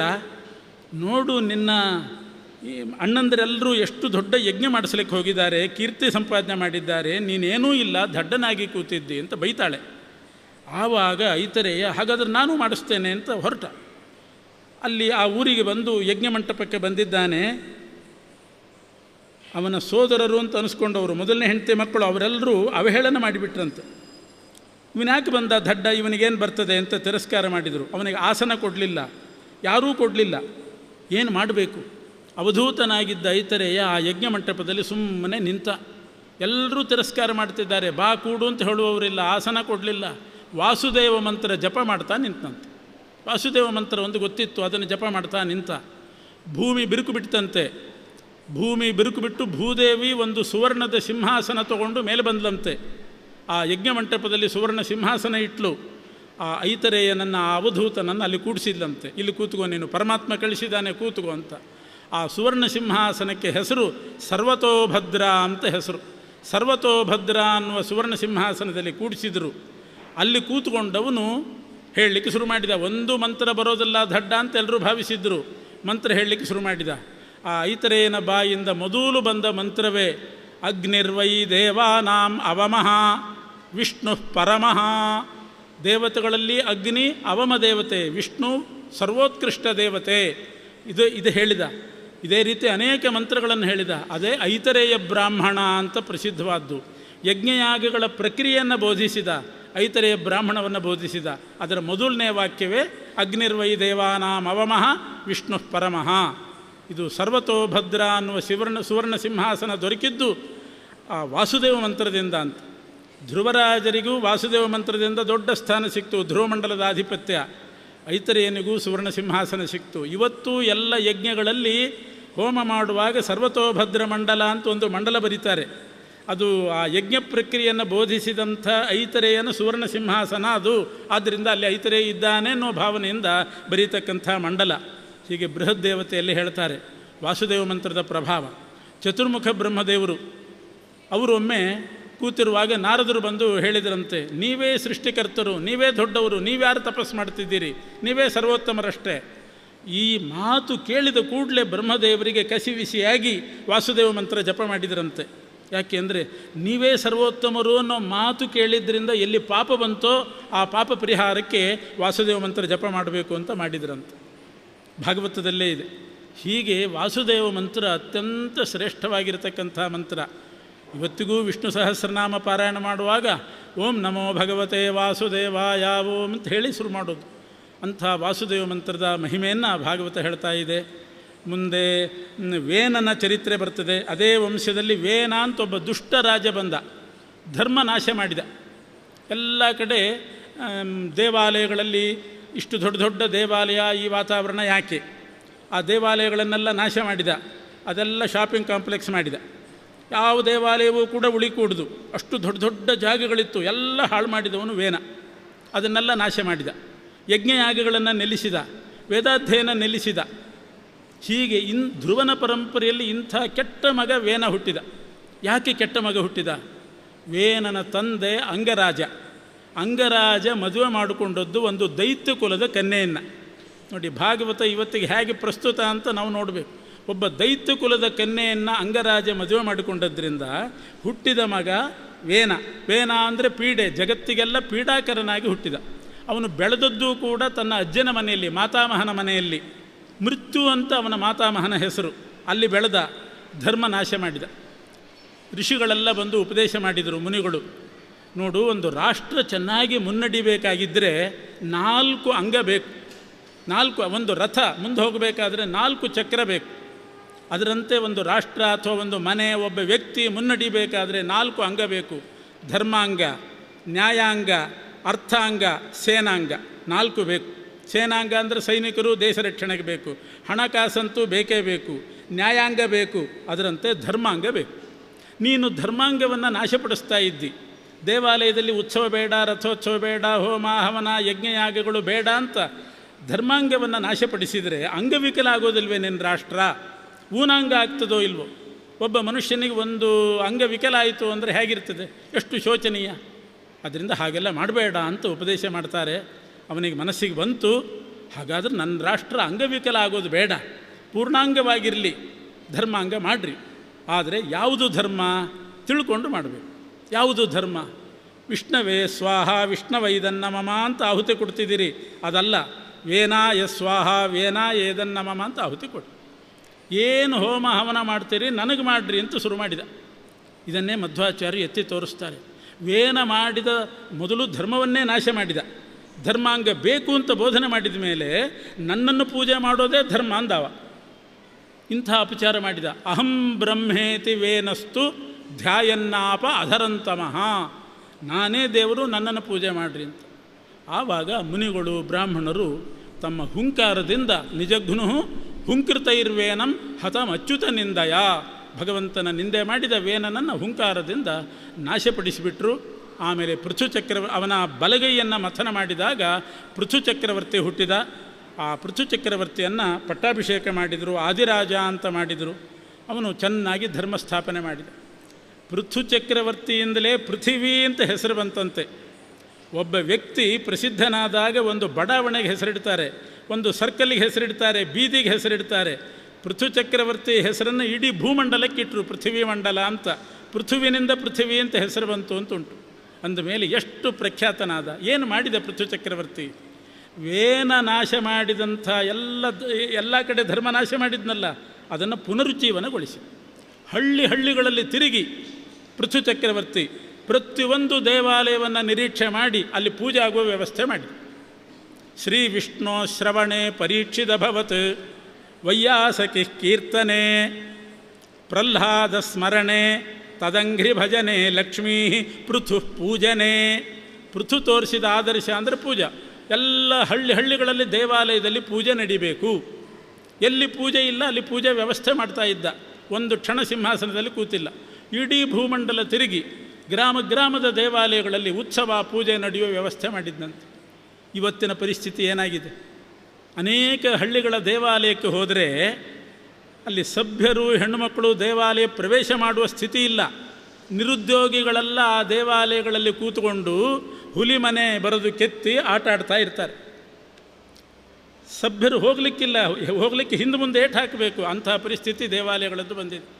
ಯಾರು ಹೇಳೋರಿಲ್ಲ ಕೇಳೋರಿಲ್ಲ. ದೇವಾಲಯದ ಕಾಂಪೌಂಡ್ ವಾಲ್ ಬಿದ್ದು ಹೋಗಿರ್ತದೆ. ನಾಯಿಗಳು ಹೋಗಿ ಮಲ್ಕೊಂಡಿರ್ತಾವೆ. ಗರ್ಭಗುಡಿ ಹೊರಗೆ ಒಳಗೆ ಹೋದದ್ದು ನೋಡಿಲ್ಲ, ಒಳಗಂತೂ ಮಲ್ಕೊಂಡಿರ್ತಾವೆ. ಪಕ್ಕದಲ್ಲಿ ದೊಡ್ಡ ದೊಡ್ಡ ಮನೆ ಏರ್ತಾ ಇರ್ತದೆ.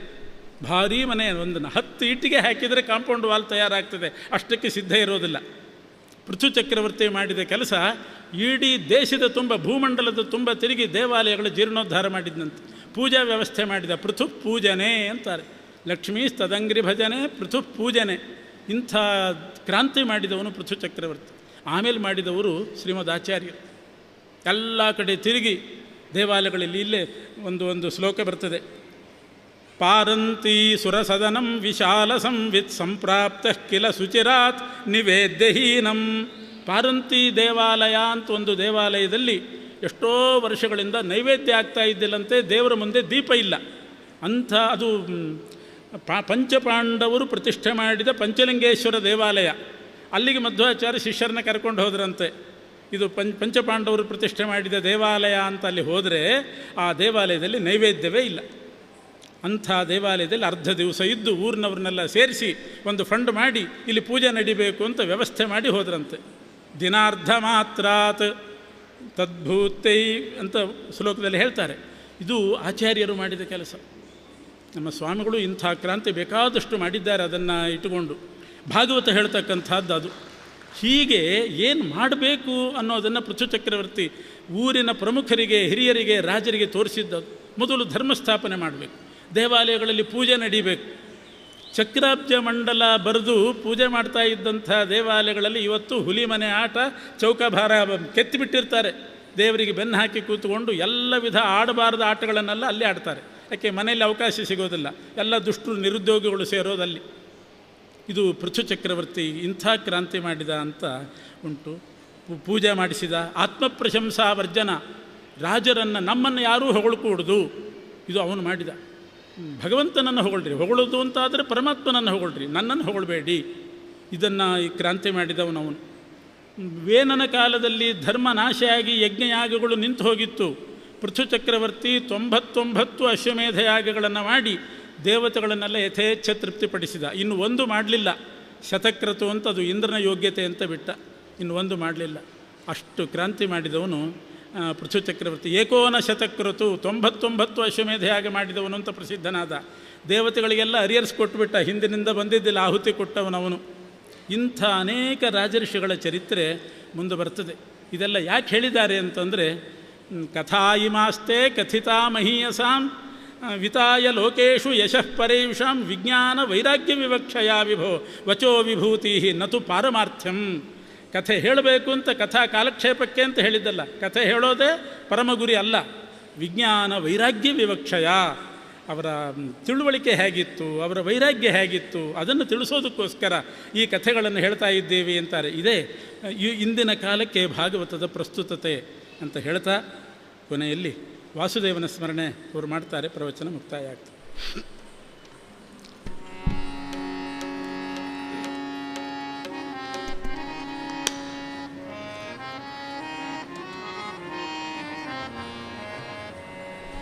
ಈತನೇ